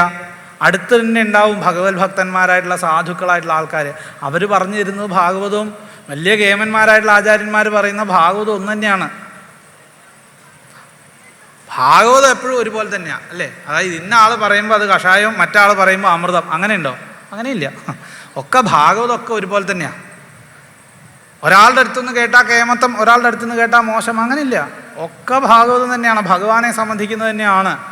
ആ ബുദ്ധിയോടുകൂടി ഇരുന്ന് നമ്മൾ കേൾക്കണം എന്നേ ഉള്ളൂ. അടുത്തടുത്തുള്ള തീർത്ഥക്ഷേത്രങ്ങളെ തന്നെ ആശ്രയിക്കാൻ ശ്രമിക്കുക. അതുപോലെ തന്നെ ഈ പറയുന്ന വിഷയങ്ങളൊക്കെ നമ്മളെ മനഃശുദ്ധിക്ക് വേണ്ടിയിട്ടാണ് പറയുന്നതെന്ന് ആദ്യം നമ്മൾ മനസ്സിലാക്കണം. കുറേ കാര്യങ്ങളങ്ങനെ പ്രസംഗിച്ചു പോകാനോ അല്ലെ കുറേ കാര്യങ്ങളങ്ങനെ അറിയാമെന്ന് പ്രസ്താവിക്കാനോ വേണ്ടിയിട്ടല്ല. എന്തും നമ്മൾ ചെയ്യുന്ന കർമ്മവും നമ്മൾ ചെയ്യുന്നതായിട്ടുള്ള ശ്രമങ്ങളും ഒക്കെ എന്തിനു വേണ്ടിയിട്ടാണ്? ഭഗവാനിൽ മനസ്സുറയ്ക്കാനാണ്, മനസ്സ് ശുദ്ധമാവാൻ വേണ്ടിയിട്ടാണ്. ആദ്യം വേണ്ടത് എന്താ? മനഃശുദ്ധിയാണ്. മനഃശുദ്ധി ഇല്ലാണ്ട് വേറെ എന്തെങ്കിലും ഉണ്ടായിട്ട് കാര്യമുണ്ടോ? ഇല്ല. ഭഗവത് കഥകൾ കേൾക്കാൻ പറയുന്നത് എന്തിനാ? മനഃശുദ്ധി ഉണ്ടാവാനാണ്. സത്സംഗത്തിൽ പോയിരിക്കാൻ പറയുന്നത് എന്തിനാണ്? മനഃശുദ്ധി ഉണ്ടാവാനാണ്. മനഃശുദ്ധി ഇല്ലാതെ എന്ത് ചെയ്തിട്ടും ഒരു കാര്യമില്ല. 6-ാമത്തെ സ്കന്ധത്തിൽ അജാമളോപാഖ്യാനം പറയുന്ന സമയത്ത് ആദ്യം തന്നെ അത് പറഞ്ഞിരുന്നു. എന്താ? സുരാകുംഭമിവാപക എന്ന് പറഞ്ഞിട്ട് ഒരു ഉദാഹരണവും പറഞ്ഞു. കള്ള് നിറച്ചൊരു കുടം നിങ്ങളോട് വൃത്തിയാക്കാൻ പറയുന്ന സമയത്ത് നിങ്ങളത് കൊണ്ടുപോയി നേരെ വെള്ളത്തിൽ മുക്കി തിരിച്ചു കൊണ്ടുവന്നാൽ അത് വൃത്തിയാവില്ല. പകരം ആദ്യം എന്ത് ചെയ്യണം? ഇതിൻ്റെ ഉള്ളിലുള്ള ആ കള്ള്, ആ സുര കളഞ്ഞിട്ട് അതിൻ്റെ ഉള്ളിൽ ആദ്യം വൃത്തിയാക്കണം. എന്നിട്ട് വെള്ളത്തിൽ മുക്കി കൊണ്ടുവന്നാൽ അത് ശുദ്ധമായി എന്ന് പറഞ്ഞതുപോലെ നമ്മുടെ ഉള്ളിൽ എല്ലാ വികലമായിട്ടുള്ള ചിന്തകളും കാമക്രോധ ലോഭമോഹം അത് മാത്സര്യാദികളാകുന്ന എല്ലാ വിഷയങ്ങളും ഇരിക്കുന്നു. എന്നിട്ട് പുറമേക്ക് നമ്മൾ എന്തെങ്കിലുമൊക്കെ വാർണിഷ് അടിച്ചതുകൊണ്ട് ഒരു കാര്യവുമില്ല. ആദ്യം എന്തുണ്ടാവണം? മനസ്സ് ശുദ്ധമാവണം. മനഃശുദ്ധിക്ക് വേണ്ടിയിട്ടാണ് ഇതൊക്കെ എന്നുള്ളത് നമ്മൾ മനസ്സിലാക്കണം. ഭഗവാനിൽ ഭക്തി ഉണ്ടാവാൻ വേണ്ടിയിട്ടാണ് എന്ന് നമ്മൾ മനസ്സിലാക്കണം. ഇതിൻ്റെയൊക്കെ ഹിന്റ് നമുക്ക് ആദ്യം തന്നിട്ടുണ്ട്. ഭാഗവതം വ്യക്തമായിട്ട് പറഞ്ഞിട്ടുണ്ട്. വാസുദേവ പരാ വേദ, വാസുദേവ പരാ മഘ, വാസുദേവ പരം ജ്ഞാനം, വാസുദേവ പരം തപ. ഒക്കെ എന്തിനാ? ഭഗവാനിലേക്ക് എത്തിച്ചേരാൻ വേണ്ടിയിട്ടാണ്. ശുദ്ധമായ ഭഗവാൻ ഉണ്ടായാലും മനസ്സ് ശുദ്ധമാവും. അതുണ്ട് കേട്ടോ. സൂര്യൻ ഉദിക്കുന്ന സമയത്ത് ഇരുട്ടകലുന്നത് പോലെ ഭഗവാൻ ഉള്ളിൽ വരുന്ന സമയത്ത് ഹൃദയത്തിലുള്ള കാമക്രോധാദികളാകുന്ന എല്ലാ ദുർവികാരങ്ങളും പൊക്കോളും. പിന്നെ അതിനവിടെ നിലനിൽപ്പില്ല. ആ സൂര്യൻ്റെ ഉദയത്തോടുകൂടി ഇരുട്ട് അസ്തമിക്കുന്നത് പോലെ ഉള്ളിൽ എന്തുണ്ടാവുന്നു? ആ ഭഗവത് ഭക്തി ഉണ്ടാവുമ്പോഴേക്കും ആ കാമവും ക്രോധവും ലോഭവും മഹവും മതവും മാത്സര്യവും ഒക്കെ അവിടുന്ന് പോകും. എന്നിട്ട് അവിടെ ആര് തത്തിക്കളിക്കണം? ഭഗവാൻ തത്തിക്കളിക്കണം. അതിനെ ഭഗവാൻ നമ്മളോട് അതിനു വേണ്ടിയിട്ട് നമ്മൾ എന്ത് ചെയ്യണം? ഭഗവാനോട് പ്രാർത്ഥിക്കണം എന്നാണ് പറയുന്നത്. കലിയുടെ ദോഷങ്ങളെ പറ്റിയിട്ടാണ് ഈ പറഞ്ഞേക്കുന്നതൊക്കെ കേട്ടോ. ഈ കഥകളെല്ലാം പറഞ്ഞ് രാജാക്കന്മാരുടെയൊക്കെ പേരുകളും ഒക്കെ പറഞ്ഞ് ഈ കലിയുഗത്തിൻ്റെ അവസ്ഥയൊക്കെ പറഞ്ഞ് അവസാനം പറഞ്ഞു കലിയുഗം ഇങ്ങനെ മൂർച്ഛിച്ച് വരികയാണ്. ഈ പറഞ്ഞ വിഷയങ്ങൾ, നമ്മളിപ്പോൾ കേട്ട വിഷയങ്ങൾ, അല്ലെങ്കിൽ നമ്മളിന്ന് അനുഭവിച്ചുകൊണ്ടിരിക്കുന്ന കാര്യങ്ങൾ, ഇതൊക്കെ ഒന്നും ആയിട്ടില്ല, ഇനിയും വരാൻ കിടക്കണുള്ളൂ എന്നാണ്. ഈ ദോഷങ്ങളൊക്കെ മൂർച്ഛിച്ച് അവസാനം ഭഗവാന്റെ അവതാരം ഉണ്ടാവും. എവിടെയാ? ശംഭളഗ്രാമ മുഖ്യസ്യ ബ്രാഹ്മണസ്യ മഹാത്മന ഭവനേ വിഷ്ണു യശസ കൽക്കി പ്രാദുർഭവിഷ്യതി എന്ന് പറഞ്ഞത്. ശംഭളഗ്രാമത്തിലെ വിഷ്ണു യശസ് എന്ന് പറയുന്നതായിട്ടുള്ള ബ്രാഹ്മണൻ്റെ ഭവനത്തിൽ ഭഗവാൻ എന്തു ചെയ്യും? അവതരിക്കും എന്ന് പറയുകയാണ്. അതോടുകൂടി ഇവിടെ വീണ്ടും എന്താരംഭിക്കും? കൃതയുഗം ആരംഭിക്കും എന്ന് പറയുകയാണ്. പിന്നെ ഒരു കാര്യം കൂടി പറഞ്ഞു കൊടുക്കുന്നുണ്ട്. നമ്മളിപ്പോൾ പറഞ്ഞു വന്ന സമയത്ത് അനവധി രാജാക്കന്മാരുടെ കഥകളൊക്കെ പറഞ്ഞു അല്ലേ? ഏതേഷാം നാമലിംഗാനാം പുരുഷാണാം മഹാത്മനാം കഥാമാത്ര അവശിഷ്ടാനാം കീർത്തി ഏവ സ്ഥിതാ ഭുവി എന്നാണ് പറഞ്ഞത്. നിങ്ങൾ ഈ കഥകളൊക്കെ കേട്ട സമയത്ത് ഇവരുടെ കഥകൾ കേട്ട് ചിരിച്ചു തള്ളാനല്ല. നവസ്കന്ധത്തിലെ കഥകളൊക്കെ കേട്ടാൽ വളരെ രസമായിട്ടുള്ള കഥകളാണ്. നമുക്ക് വളരെയധികം അവരോട് എന്താ തോന്നുക? അനുതാപമൊക്കെ തോന്നും. ഇങ്ങനെയൊക്കെ ആയി പോയില്ല ഇവരുടെ ജീവിതം, അല്ലേ ഇവർക്ക് എന്താ ഇങ്ങനെ തോന്നിയതെന്നൊക്കെ തോന്നാം. പക്ഷേ അതിലൊക്കെ വേറെ ചില കാര്യങ്ങളും കൂടി ഉണ്ട്. എന്താ? ഇവരെല്ലാവരും ജീവിക്കുന്ന സമയത്ത് തൻ്റെ സമ്പത്ത് വർദ്ധിക്കണം, തൻ്റെ യശസ് വർദ്ധിപ്പിക്കണം എന്നൊക്കെ വിചാരിച്ച് ജീവിച്ച ആളുകളാണ്. പ്രത്യേകിച്ച് കലിയുഗത്തിലെ രാജാക്കന്മാർ. മുമ്പ് ത്രേതായുഗത്തിൽ അല്ലെങ്കിൽ ദ്വാപരയുഗത്തിൽ വരെ ജീവിച്ചിരുന്ന രാജാക്കന്മാരുടെ കഥകളിലൊക്കെ നമുക്ക് മനസ്സിലാക്കാൻ പറ്റുന്നൊരു കാര്യമുണ്ട്. എന്താണെന്ന് വെച്ചാൽ ഇവരൊക്കെ ജീവിച്ചിരിക്കുന്ന സമയത്ത് അവരുടെ ജീവിതത്തിലേക്ക് വന്ന പ്രതിസന്ധികളിൽ നിന്നൊക്കെ അവരോരോരോ പാഠങ്ങളെ ഉൾക്കൊണ്ടുകൊണ്ട് ഈശ്വരനിലേക്ക് എത്തിച്ചേർന്നവരാണ്. ജീവിതത്തിൽ ഒരു പ്രതിസന്ധി ഉണ്ടാകുമ്പോൾ, ഒരു പ്രശ്നം ഉണ്ടാകുമ്പോൾ യുക്തിപൂർവം അതിനെ വിശകലനം ചെയ്ത് അതിൽ ഒരു നന്മയെ അതിൽ നല്ലൊരു വഴിയെ കണ്ടെത്തി അത് ഭഗവാനിലേക്ക് എത്തിച്ചേരാനുള്ള ഒരു അവസരമായി കണ്ടുകൊണ്ട് ജീവിച്ചവരായിട്ടാണ് നമുക്ക് കാണാൻ സാധിക്കുക. എന്നാൽ ആ രാജാക്കന്മാരെ കൂടാതെ പിന്നെയും കലിയുഗത്തിലെ രാജാക്കന്മാരുടെ കഥകൾ ഇവിടെ പറഞ്ഞു കൊടുത്തു. വളരെ കേമന്മാരായിട്ടുള്ള ആളുകളാണ്. സഹോദരനെന്നോ അച്ഛനെന്നോ അമ്മാവനെന്നോ യാതൊരു ബഹുമാനമോ ബന്ധമോ സ്നേഹമോ ഒന്നുമില്ലാതെ അവരെയൊക്കെ കൊന്നൊടുക്കി രാജ്യം നേടിയെടുത്ത് തനിക്ക് താൻ മതി എന്നുള്ള ചിന്തയോടുകൂടി രാജ്യം ഭരിച്ചവരായ മറ്റുള്ളവരെയൊക്കെ ദ്രോഹിച്ചവരായ, മറ്റുള്ളവരുടെ സമ്പത്തിനെ പോലും തട്ടിയെടുത്ത് ഭരിച്ചവരായിട്ടുള്ള രാജാക്കന്മാരെയൊക്കെ പറ്റി പറഞ്ഞെങ്കിലും പരീക്ഷിത്തെ കഥാമാത്രാവശേഷിത, അവരൊക്കെ ഇപ്പോൾ എവിടെ മാത്രമേ അവശേഷിക്കുന്നുള്ളൂ? കഥയിൽ മാത്രമേ അവശേഷിക്കുന്നുള്ളൂ. അവർ സമ്പാദിച്ചതോ അവർ മറ്റുള്ളവരിൽ നിന്ന് തട്ടിയെടുത്തതോ തൻ്റേതാക്കി വെച്ചതോ ഒന്നും ഇപ്പോൾ ഇല്ല, അവരും ഇല്ല. പിന്നെ എന്ത് മാത്രമേ ഉള്ളൂ? കഥയിൽ മാത്രമേ അവരിപ്പോൾ ഉള്ളൂ എന്നാ പറയണം. ഇത് ആർക്കുള്ള ഉപദേശമാണ്? നമുക്കുള്ള ഉപദേശമാണ്. നമുക്കുള്ള ഉപദേശമാണ്. കാരണം എന്താ? ഇത് നമ്മൾ മനസ്സിലാക്കേണ്ടതാ. നമ്മളും ഈ ഭൂമിയിൽ ജീവിക്കുമ്പോൾ എത്രയൊക്കെ സമ്പാദിച്ചു വെച്ചാലും, ആരെയൊക്കെ ഉപദ്രവിച്ചിട്ടായാലും, ഏതൊക്കെ രീതിയിൽ സമ്പാദിച്ചതായാലും, ഇതൊക്കെ കുറച്ച് കഴിയുമ്പോൾ എന്തായിട്ട് മാറും? നശിച്ച് പോവും. നമ്മളും നശിച്ചു പോകും. നമ്മളും ഒന്നും ഉണ്ടാവുന്നില്ല. നമ്മുടെ കൂടെ ഉള്ളവർ നമ്മുടെ കൂടെ ഉണ്ടാവുമെന്ന് വിചാരിക്കേണ്ട, അതും ഉണ്ടാവില്ല. ഞാനും ഉണ്ടാവില്ല, എൻ്റെ കൂടെ ഉള്ളവരും ഉണ്ടാവില്ല, ഞാൻ സമ്പാദിച്ചതും ഉണ്ടാവില്ല. കാരണം നിങ്ങൾ ഈ ലോകത്തൊന്ന് നോക്കൂ, നിങ്ങൾക്ക് മനസ്സിലാക്കാൻ സാധിക്കും, ഈ ലോകത്ത് ഉണ്ടായതിനൊക്കെ തന്നെ നാശമുണ്ട്. ഉണ്ടായ വസ്തുക്കൾക്ക് നാശമുണ്ടെന്നിരിക്കെ നമ്മൾ ഉണ്ടാക്കിയതിനെ പറ്റി പിന്നീട് പറയേണ്ട ആവശ്യമുണ്ടോ? ഈ സംസ്കൃതത്തിലെ പലവിധ ന്യായങ്ങൾ പറയുന്ന സമയത്ത് ദണ്ഡാപൂപന്യായം എന്ന് പറഞ്ഞൊരു ന്യായം പറയും. ദണ്ഡാപൂപന്യായം. ദണ്ഡെന്ന് വെച്ചാൽ കോല്, അപൂപം എന്ന് വെച്ചാൽ പുട്ട് എന്ന് വിചാരിച്ചോളൂ. അപ്പോൾ ദണ്ഡാപൂപന്യായത്തിൽ എന്താ പറയണമെന്ന് വെച്ചാൽ, ഈ പുട്ട് കുത്തിയിടുന്ന കോല് വരെ എലി കൊണ്ടുപോയി എന്ന് പറഞ്ഞാൽ പിന്നെ അതിൻ്റെ അർത്ഥം എന്താ? അല്ലെ, അപ്പം കുത്തുന്ന കോലുണ്ടല്ലോ, അപ്പം കുത്തുന്ന കമ്പി, അതുവരെ എലി കൊണ്ടുപോയി എന്ന് പറഞ്ഞാൽ അതിനർത്ഥം എന്താ? അപ്പം ആദ്യം കൊണ്ടുപോയിണ്ടാവും, അതിനെപ്പറ്റി ആലോചിക്കാൻ തന്നെ വേണ്ട എന്ന് പറഞ്ഞതുപോലെയാണ്.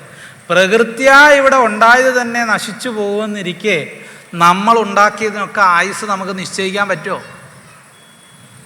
നാം ഉണ്ടാക്കിയതും നമ്മുടേതെന്ന് കരുതുന്നതും നമ്മൾ കൂട്ടി വെച്ചതുമായ എല്ലാം ഈ മൂന്ന് അവസ്ഥകളിലൂടെ കടന്നു പോകുന്നതാണ്. ഏതവസ്ഥയാണ്? ഉണ്ടായി എന്നുള്ളതിൽ നിന്ന് നശിക്കുന്നത്.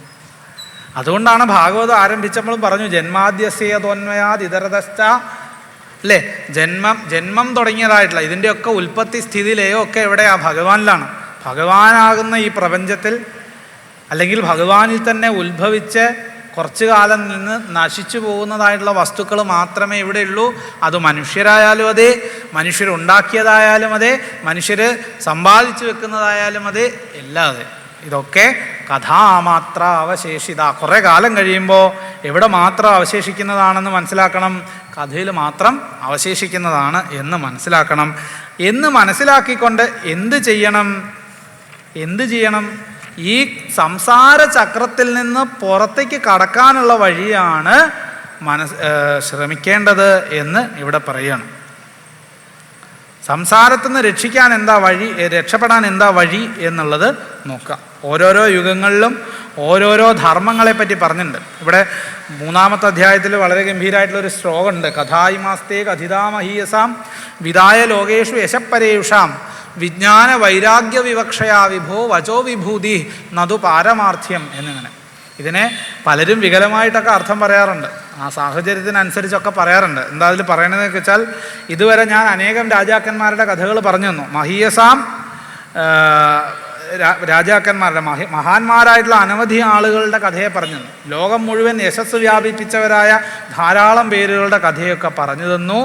ഇതൊക്കെ വചോ വിഭൂതി നതു പാരമാർത്ഥ്യം എന്ന് പറഞ്ഞു. വാക്കിൻ്റെ വിഭൂതിയാണ്, പരമാർത്ഥമല്ല എന്ന് പറയും. ഇതൊക്കെ എന്തിനാ അങ്ങേക്ക് പറഞ്ഞു തന്നത്? വിജ്ഞാന വൈരാഗ്യ വിവക്ഷയ. വിജ്ഞാന വൈരാഗ്യങ്ങൾ വർദ്ധിക്കാൻ വേണ്ടിയിട്ടാണ്. വാക് വിഭൂതിയല്ല, പാരമാർത്ഥമാണ് എന്ന് പല ആളുകളും പറയാറുണ്ട്. അതല്ല, വചോ വിഭൂതി നതു പാരമാർത്ഥ്യം, പരമാർത്ഥത്തിലുള്ളതല്ല, എൻ്റെ വാക്കിൻ്റെ ഒരു വൈഭവം കൊണ്ട് ഞാൻ പറഞ്ഞതാണ് എന്നൊക്കെ രണ്ട് രീതിയിലും ആചാര്യന്മാർ വ്യാഖ്യാനിക്കാറുണ്ട്. പക്ഷേ ഇതിൻ്റെ യഥാർത്ഥ ആശയം എന്താണ്? ആചാര്യന്മാർ പറയണു, ഇതൊക്കെ രാജാക്കന്മാരില്ലാത്തതാണെന്നോ ഈ പറഞ്ഞ കഥകളൊക്കെ ചുമ്മാ വെറുതെ ഒരു വാഗ്വിലാസം കൊണ്ട് പറഞ്ഞതാണെന്നോ അല്ല അതിനർത്ഥം എടുക്കേണ്ടത്. പകരം എന്താ, ഈ കഥകളിലൊക്കെ പറഞ്ഞിരിക്കുന്ന രാജാക്കന്മാരൊക്കെ ഇവിടെ ജീവിച്ച് മരിച്ചവരാണ്. കുറച്ചൊക്കെ സരസതയ്ക്ക് വേണ്ടിയിട്ടും കേട്ടിരിക്കുന്ന ആളുകളുടെ താല്പര്യം വർദ്ധിപ്പിക്കാൻ വേണ്ടിയിട്ടൊക്കെ കുറച്ചൊക്കെ അത് പൊലിപ്പിച്ച് പറഞ്ഞിട്ടുണ്ടാവാം. പക്ഷേ ഇതിലൊക്കെ അവസാനം മനസ്സിലാക്കേണ്ട കാര്യം എന്താണെന്ന് വെച്ചാൽ ഇതൊന്നും പരമാർത്ഥത്തിലുള്ളതല്ല എന്നുള്ളതാണ്. നമ്മളിപ്പോൾ പറഞ്ഞുകൊണ്ടിരുന്ന അതേ ആശയമാണ്. പരമാർത്ഥ വസ്തുവായിട്ട് ഇവിടെ എന്ത് മാത്രമേ ഉള്ളൂ? ഭഗവാൻ മാത്രമേ ഉള്ളൂ എന്ന് മനസ്സിലാക്കണം. ബാക്കിയുള്ളതൊക്കെ ഉണ്ടായി നിലനിന്ന് നശിക്കുന്നതാണ്. ചെറിയ നീർക്കുമളകൾ പോലെ അല്പായുസ്സായിട്ടുള്ളതാണ് ഈ കാണുന്ന വസ്തുക്കളെല്ലാം മനസ്സിലാക്കണം എന്നാണ് ഇവിടെ പറയണത്. അപ്പോൾ ശംഭളഗ്രാമത്തിൽ ഭഗവാൻ കൽക്കിയായിട്ട് അവതരിച്ച് ദേവദത്തം എന്ന പേരായിട്ടുള്ള തൻ്റെ കുതിരപ്പുറത്ത് കയറി ഈ കലിയുഗത്തിലുള്ള ദുഷ്ടന്മാരെ മുഴുവൻ കൊന്നൊടുക്കുമെന്ന് പറയണു. പിന്നീട് ഭഗവാന്റെ വാസുദേവ അംഗരാഗാദി പുണ്യഗന്ധാനില സ്പൃശാം പൗരജാനപദാനാം വൈ ഹേദേഷു അഖില ദിശിഷു, അവരുടെ എല്ലാം മനസ്സ് ദുഷ്ടന്മാരായിട്ടുള്ള അന്നിവിടെയുള്ള ആളുകളിൽ ആരൊക്കെയാണോ ഭഗവാന്റെ അംഗരാഗത്തിൻ്റെ ഗന്ധത്തെ ആസ്വദിക്കാൻ ഭാഗ്യം ലഭിക്കുന്നവർ അവരൊക്കെ ശുദ്ധമായ മനസ്സോടുകൂടിയവരായിട്ട് സംഭവിക്കുകയും പിന്നീട് വീണ്ടും കൃതയുഗം ഇവിടെ ആരംഭിക്കും എന്നൊക്കെയാണ് ഇവിടെ പറയുന്നത്. അപ്പോൾ കലിയുഗത്തിൻ്റെ ദോഷത്തെയും പറഞ്ഞു, കലിയുഗത്തിൻ്റെ ഒരു ഗുണം കൂടി പിന്നീട് പറയുന്നുണ്ട്. എന്താ, ഇത്രയൊക്കെ ദോഷങ്ങളുള്ളതാണെങ്കിലും കലിയുഗത്തിനൊരു പ്രത്യേകത ഉണ്ട്. എന്താണെന്നല്ലേ, കലിയുഗത്തിൽ കീർത്തനം കൊണ്ട് തന്നെ ഭഗവത് ഗതിയെ പ്രാപിക്കാൻ സാധിക്കും. അങ്ങനൊരു വലിയ ഗുണം ആർക്കുണ്ട്? കലിക്കുണ്ട് എന്നാണ്. അതുകൊണ്ടാണത്ര പരീക്ഷിത മഹാരാജാവ് കലിയെ വെറുതെ വിട്ടത്. അത് ഭാഗവതത്തിൽ ആദ്യം പറഞ്ഞിട്ടുണ്ട്. സാരംഗ യുവ സാരഭുക്ക, എന്ത് കണ്ടാലും അതിൻ്റെ നല്ലതിനെ മാത്രം എടുക്കാൻ ശ്രമിക്കുന്ന ചില ആളുകളുണ്ട്. അതേപോലെയായിരുന്നു പരീക്ഷിത്ത് എന്ത് ചെയ്തു? ദുഷ്ടനായ കലിയെ കൈ കിട്ടിയപ്പോൾ കൊല്ലാതെ വിട്ടു. കാരണം എന്താ, അദ്ദേഹത്തിന് അറിയാം പിന്നീട് ഒരിക്കൽ ഇത് മുഴുവൻ കലി ബാധിക്കും. അല്ലെങ്കിൽ ആ കലിയുഗത്തിനൊരു പ്രത്യേകത ഉണ്ട്. എന്താ, കലിയുഗത്തിൽ ജീവിക്കുന്ന ആളുകൾക്ക് കീർത്തനം കൊണ്ട് മാത്രം എന്ത് ചെയ്യാൻ പറ്റും? ഭഗവത്ഗതിയെ പ്രാപിക്കാൻ സാധിക്കുന്ന. പൂർവ യുഗങ്ങളിലൊക്കെ തപസ്സുകൊണ്ടും അതുപോലെ തന്നെ യജ്ഞങ്ങളെ കൊണ്ടും അതുപോലെ തന്നെ പൂജകളെ കൊണ്ടും തന്ത്രത്തെ കൊണ്ടും ഒക്കെയാണ് ഭഗവാനെ ആളുകൾ ഉപാസിക്കുകയും ഭഗവാനെ സാക്ഷാത്കരിക്കുകയും ചെയ്തതെങ്കിൽ കലിയുഗത്തിൽ എന്താണ് വഴി? കീർത്തനാദേവ കൃഷ്ണസ്യ മുക്തസംഗ പരം വ്രജേത്. ഭഗവത് കീർത്തനം കൊണ്ട് മാത്രം മുക്തസംഗനായി തീരാൻ സാധിക്കുന്നതാണ്. കലേർ ദോഷനിധേർ രാജൻ അസ്തിഹ്യേകോ മഹാൻ ഗുണ കീർത്തനാദേവ കൃഷ്ണസ്യ മുക്തസംഗ പരം വ്രജേത് എന്നാണ് അവിടെ പറയണു. കൃതേയധ്യായതോ വിഷ്ണു. കൃതയുഗത്തിലെ ആളുകൾ മനഃശുദ്ധിയുള്ളവരായതുകൊണ്ട് അന്ന് എന്തുമാത്രം മതിയായിരുന്നു? ഭഗവാനെ ധ്യാനിച്ച് അവർക്ക് ഭഗവത്ഗതി പ്രാപിക്കാൻ സാധിച്ചിരുന്നു. ത്രേതായാം യജതോ മഖൈ. ത്രേതായുഗത്തിലെ യാഗങ്ങളെ കൊണ്ടൊക്കെയാണ് ഭഗവാനെ ആളുകൾ ആരാധിച്ചിരുന്നത്. അന്നുള്ള ആളുകൾക്ക് അതിനൊക്കെ സാധിച്ചിരുന്നു. ദ്വാപരേ പരിചര്യായ. ദ്വാപരയുഗത്തിലെ ഭഗവത് പൂജനം കൊണ്ട് വേദതന്ത്രങ്ങളെ കൊണ്ട് എന്തു ചെയ്യാണ്? ഭഗവാനെ പൂജിക്കുകയാണ്. അങ്ങനെ ഭഗവത് ക്രിയകളെ കൊണ്ട് അല്ലെങ്കിൽ ക്രിയായോഗത്തെ കൊണ്ട് ഭഗവാനെ ഉപാസിച്ച് ആളുകൾ ഭഗവാനിലേക്ക് എത്തിച്ചേർന്നു. എന്നാൽ കലവു തത് ഹരികീർത്തനാൽ. കലിയുഗത്തിലോ ഹരികീർത്തനം കൊണ്ട് മാത്രം ഭഗവത്ഗതിയെ പ്രാപിക്കാൻ സാധിക്കും എന്നൊക്കെ പറയാം. അപ്പോൾ ഭഗവത്ഗതിയെ പ്രാപിക്കാനുള്ള വഴി എന്താ എന്നുള്ളത് വീണ്ടും ഒന്നും കൂടി പറഞ്ഞു തരികയാണ്. എന്ത് ചെയ്താൽ മതി? ഭഗവാനെ ഒന്ന് അറിയാൻ ശ്രമിച്ചാൽ മതി. ഭഗവത് കഥകൾ നിരന്തരമായിട്ട് കേൾക്കുക. ആ ഭഗവത് കഥാശ്രവണം കൊണ്ട് തന്നെ കൃഷ്ണേ അമലാം ഭക്തിം ലഭ്യത്. അമലമായിരിക്കുന്ന ഭക്തിയെ ലഭിക്കും എന്നുള്ളതാണ്. ഭഗവത് കഥാശ്രവണം കൊണ്ട് എന്താ ആചാര്യസ്വാമികൾ പറഞ്ഞിട്ടുണ്ട് അല്ലേ? സത്സംഗത്തിൽ പോയിരുന്നാൽ ഇത് കേൾക്കാം. സത്സംഗം കൊണ്ട് നിസ്സംഗതയും നിസ്സംഗം കൊണ്ട് നിർമോഹത്വവും നിർമോഹം കൊണ്ട് നിശ്ചലതത്വവും ഉള്ളിൽ പ്രകാശിക്കുകയും ചെയ്യുന്നുള്ളത്. അപ്പോൾ ഭക്തി ഉണ്ടാകാനുള്ള എളുപ്പ വഴി എന്താ? അത് സത്സംഗത്തിലിരിക്കുക എന്നുള്ളതാണ്. ഇത് ഭാഗവതം ആദ്യം മുതൽ തന്നെ പറയുന്നുണ്ട്. എന്താ? ഭക്തിയാ ശ്രുതഗൃഹീതയാ എന്നൊരു സ്ഥലത്ത് പറയും, വേറെ സ്ഥലത്ത് പറയണു ശ്രുതസംഹൃതയാ ഭക്തിയാ. ഭക്തി ഉണ്ടാവാൻ എന്താ ചെയ്യേണ്ടത്? ഭഗവത് കഥകളെ, ഭഗവാന്റെ നാമസങ്കീർത്തനങ്ങളെയൊക്കെ വീണ്ടും വീണ്ടും വീണ്ടും കേൾക്കുക. അത് കേൾക്കാൻ സാഹചര്യമുള്ള സ്ഥലത്ത് പോയിരിക്കുക. അങ്ങനെ നിരന്തരമായിട്ടുള്ള ശ്രവണം കൊണ്ട് എന്തുണ്ടാവും? ഉള്ളിൽ ഭക്തി വർദ്ധിക്കും. ഭണ്ഡാരപ്പെട്ടി പോലെ നമ്മുടെ ശരീരത്തിനും ഭഗവാൻ എന്ത് ചെയ്യുന്നുണ്ട്? 2 ഓട്ട തന്നിട്ടുണ്ട് അല്ലേ? ഈ ഓട്ടയിലൂടെ എന്ത് ചെയ്യുക, ഭഗവത് കഥകളാകുന്ന നാണയം ഉള്ളിലേക്ക് ഇട്ടുകൊണ്ടിരിക്കുക. ഭഗവത് കഥകളെ ഇങ്ങനെ ഉള്ളിലേക്ക് ഇട്ടുകൊണ്ടിരുന്നാൽ ഉള്ളിൽ ഭക്തിയാകുന്ന സമ്പത്ത് വർദ്ധിച്ചു വർദ്ധിച്ചു വരും. അങ്ങനെ ഭക്തി വർദ്ധിച്ചു വന്നാലോ, ഭക്തി വർദ്ധിച്ചു വരുന്ന സമയത്ത് ഭക്തിയുടെ പുത്രന്മാരെന്ന രീതിയിൽ ഭാഗവത്തിൽ അവതരിപ്പിച്ചിരിക്കുന്നതായ ജ്ഞാനവൈരാഗ്യങ്ങളും നമ്മുടെ ഉള്ളിൽ വർദ്ധിക്കും. അങ്ങനെ ജ്ഞാനവൈരാഗ്യങ്ങൾ വർദ്ധിക്കുന്നതോടുകൂടി നമ്മുടെ എല്ലാ സംശയങ്ങളും തീരും. അങ്ങനെ ഹൃദയത്തിൽ പ്രകാശിക്കുന്ന ഭഗവാൻ നമുക്ക് ഈ കലിയുഗത്തിൽ സമാധാനത്തോടെയും സന്തോഷത്തോടെയും മുമ്പോട്ട് പോകാനുള്ള മാർഗം കാണിച്ചു തരും. അതല്ലാതെ വേറെ വഴിയൊന്നുമില്ല എന്നാണ് പറയുന്നത്. ഭഗവാനെ ആശ്രയിക്കുക എന്നുള്ളതല്ലാതെ വേറൊരു വഴിയില്ല ഇവിടെ. കാരണം എന്താ, ചുറ്റിനും നോക്കുമ്പോൾ കാണുന്നതൊക്കെ ഇതാണ്. ഇപ്പം നമ്മൾ പറഞ്ഞതിൻ്റെ സംക്ഷേപം അതാണ്. കലിയുഗത്തെ പറ്റി ഇവിടെ വർണ്ണിച്ച് പരീക്ഷിത് മഹാരാജാവിന് കൊടുത്തത് എന്താ, പരീക്ഷത്തിന് 7 ദിവസം കൂടി ആയുസ്സുള്ളൂ എന്നറിയാം. 7 ദിവസം കൂടെ മാത്രം ആയുസ്സുള്ള പരീക്ഷിത്ത് എന്തായാലും ഭഗവത് കഥകൾ കേട്ട് മുക്താവസ്ഥയെ പ്രാപിച്ചിരിക്കുന്ന ഒരാളാണ്. അങ്ങനെയുള്ള ഒരാൾക്ക് ഇനിയിപ്പോൾ കലിയുഗത്തെ പറ്റി കേൾക്കണം എന്നില്ല. പക്ഷേ കഥ കേട്ടുകൊണ്ടിരിക്കുന്ന പരീക്ഷത്തിനൊപ്പം അവിടെ ഇരിക്കുന്ന വേറെയും കുറേ ആൾക്കാരുണ്ട്. അവരൊന്നും ചിലപ്പോൾ ഈ പരീക്ഷത്തിനെ പോലെ മുക്തന്മാരായിക്കൊള്ളണമെന്നില്ല. കാരണം പരീക്ഷിത്ത് കേട്ടതുപോലെ ഭാഗവതം ആരും കേട്ടിട്ടില്ല. നമ്മളൊക്കെ ഇപ്പോൾ എത്ര കേട്ടേക്കണം? എന്നിട്ടിപ്പോൾ എന്താ ഉണ്ടായേ? വീണ്ടും ശങ്കരൻ തെങ്ങേ തന്നെ എന്ന് പറഞ്ഞ പോലെയല്ലേ പലരുടെ അവസ്ഥ. വീണ്ടും നമ്മൾ തിരിച്ചങ്ങോട്ട് ചെല്ലും, വീട്ടിലോട്ട് ചെല്ലുമ്പോൾ തന്നെ അടുത്ത പ്രശ്നം നമ്മുടെ തലയിൽ കയറും. അതോടുകൂടി ഭഗവാനും പോയി, കേട്ട ഭാഗവതവും പോയി. പിന്നെ നമ്മൾ ആ സംസാരത്തിൻ്റെ നടുക്കാം, ആ ദുഃഖത്തിൻ്റെ നടുക്കാണ് അല്ലേ. ഇത് കേൾക്കുന്നവരുടെ മാത്രമല്ല, പറയുന്നവരുടെ അവസ്ഥയാണ്. നമ്മൾ വീണ്ടും എന്ത് ചെയ്യാണ്, സംസാര സാഗരത്തിൽ വീണ്ടും മുങ്ങി പൊക്കിക്കൊണ്ടിരിക്കുകയാണ്. അപ്പോൾ പരീക്ഷിത്ത് കേട്ട പോലെ നമ്മൾ ആരും കേട്ടിട്ടില്ല ഭാഗവതം. ശ്രീശുഖം പറഞ്ഞ പോലെ ആരും ഭാഗവതം പറയണമില്ല. അപ്പോൾ ഭാഗവതം കേൾക്കുകയും പറയുകയും അതേപോലെയല്ല, സുഖപരീക്ഷിത് സംവാദം പോലെ അല്ലാത്തത് കൊണ്ട് തന്നെ എത്രയൊക്കെ കേട്ടാലും വീണ്ടും നമ്മൾ എവിടേക്കാണ് പോകുന്നത്? സംസാരത്തിലേക്ക് തന്നെയാണ് പോണത്. ഇനി കുറച്ചൊക്കെ നമ്മുടെ ഉള്ളിൽ ഭഗവാൻ തെളിഞ്ഞാലും കുറച്ച് കഴിയുമ്പോൾ എന്തു ചെയ്യും, വീണ്ടും ചുറ്റുമുള്ള ആളുകളുടെ സംസാരം കൊണ്ട് നമ്മളും എന്തു ചെയ്യും, സംസാരത്തിലേക്ക് തന്നെ വീഴും. അതെന്തോന്ന് ചോദിച്ചാൽ ഭാഗവതം തന്നെ പല സ്ഥലത്തും അതിനെപ്പറ്റിയും പറയുന്നുണ്ട്.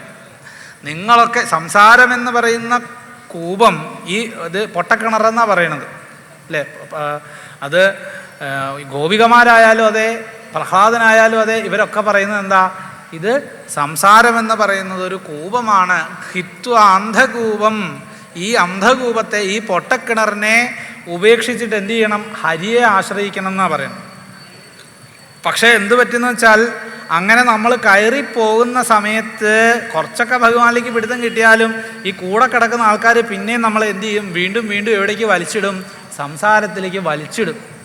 അതും നമ്മൾ മനസ്സിലാക്കണം. അപ്പോൾ വീണ്ടും വീണ്ടും സംസാരത്തിലേക്ക് വീഴുക എന്നുള്ളതല്ലാതെ ഇതിന്ന് രക്ഷപ്പെടാൻ ആർക്കും സാധിച്ചിട്ടില്ല അത്ര അധികം. അതുകൊണ്ട് ഇവിടെ കലിയുഗത്തിലെ കലിയുഗത്തിൻ്റെ ഭരണത്തെ പറ്റി, അല്ലെ കലിയുഗത്തിലെ രാജാക്കന്മാരെ പറ്റി, കലിയുഗത്തിൻ്റെ അവസ്ഥകളെ പറ്റി ഒക്കെ പരീക്ഷിത് മഹാരാജാവിന് ശ്രീശുഖ ബ്രഹ്മർഷി പറഞ്ഞു കൊടുത്തു. പരീക്ഷിത്തിനെ മാത്രമല്ല, അവിടെ ഇരുന്ന് ഭഗവത് കഥകൾ കേൾക്കുന്ന ഉഗ്രശ്രവസ് എന്ന് പറയുന്ന സൂത പൗരാണികനടക്കം ഉള്ള ആളുകളെ ഉദ്ദേശിച്ചിട്ടാണ്. കാരണം അതേ സൂത പൗരാണികനാണ് പിന്നീട് കലിയുഗം ആരംഭിച്ചതിൻ്റെ ശേഷം നൈമിശാരണ്യത്തിലിരുന്ന് ശൗനകാദി മഹർഷിമാർക്ക് ഭാഗവതം പറഞ്ഞു കൊടുക്കുന്നത്. അപ്പോൾ അവരെയൊക്കെ ഉദ്ദേശിച്ച് തന്നെയാണ് പറഞ്ഞത്, ഈ കലിയുഗം എന്ന് പറയുന്നത് ഇങ്ങനെയാണ്, ഇതൊക്കെ ഇങ്ങനെ സംഭവിച്ചുകൊണ്ടേയിരിക്കും. ഇതൊക്കെ സംഭവിക്കുന്ന സമയത്ത് അയ്യോ എനിക്കിങ്ങനെ വന്നല്ലോ, ഞാൻ ഇതിലൊക്കെ പെട്ടുപോയില്ലോ എന്ന് വിചാരിക്കാതെ ഇതിനെയൊക്കെ എന്തു ചെയ്യുക, യുക്തി കൊണ്ട് വിചാരം ചെയ്ത് അറിയണം.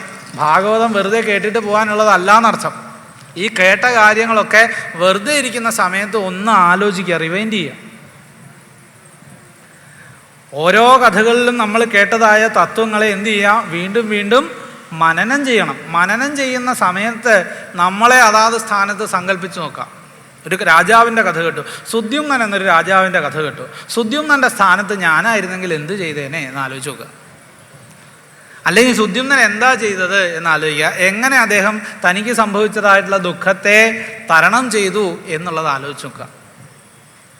സുദാമാവിൻ്റെ കഥ കേൾക്കുന്ന സമയത്ത് അവിടെ നമ്മളെ സങ്കല്പിച്ച് നോക്കുക. സുദാമാവിനെ പോലെയാണോ ഞാൻ?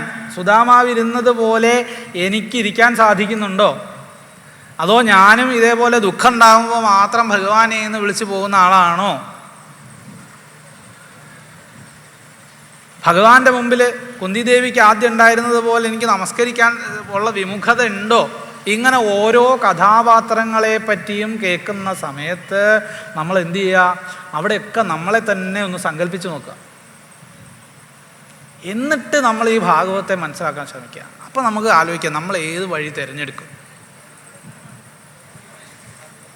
അല്ലെങ്കിൽ പിന്നെ ഈ ഭാഗവതമൊക്കെ കേൾക്കുന്നതുകൊണ്ട് എന്താ പ്രയോജനം? വീണ്ടും വീണ്ടും ജനന മരണങ്ങളാകുന്ന ഈ ചക്രത്തിൽ വീണ് ഓരോ ദുഃഖങ്ങൾ, ഒരു ജീവിതത്തിൽ എന്തെല്ലാം ദുഃഖങ്ങൾ നമ്മൾ അനുഭവിച്ചിട്ടുണ്ടാവും.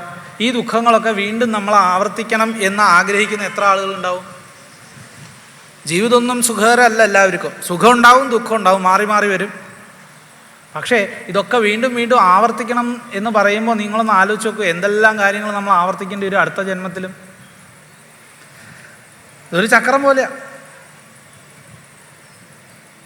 തൃണജലൂകത്തെ പോലെയാണെന്നാണ് ഭാഗവതം പറയുന്നത്. പുല്ലട്ടയെ പോലെയാണ്. ജീവൻ ഒരു സ്ഥലത്തു നിന്ന് പിടിവിടുന്നതിന് മുമ്പേ വേറൊരു സ്ഥലത്ത് പിടി ഉറപ്പിച്ചിട്ടുണ്ടാവും.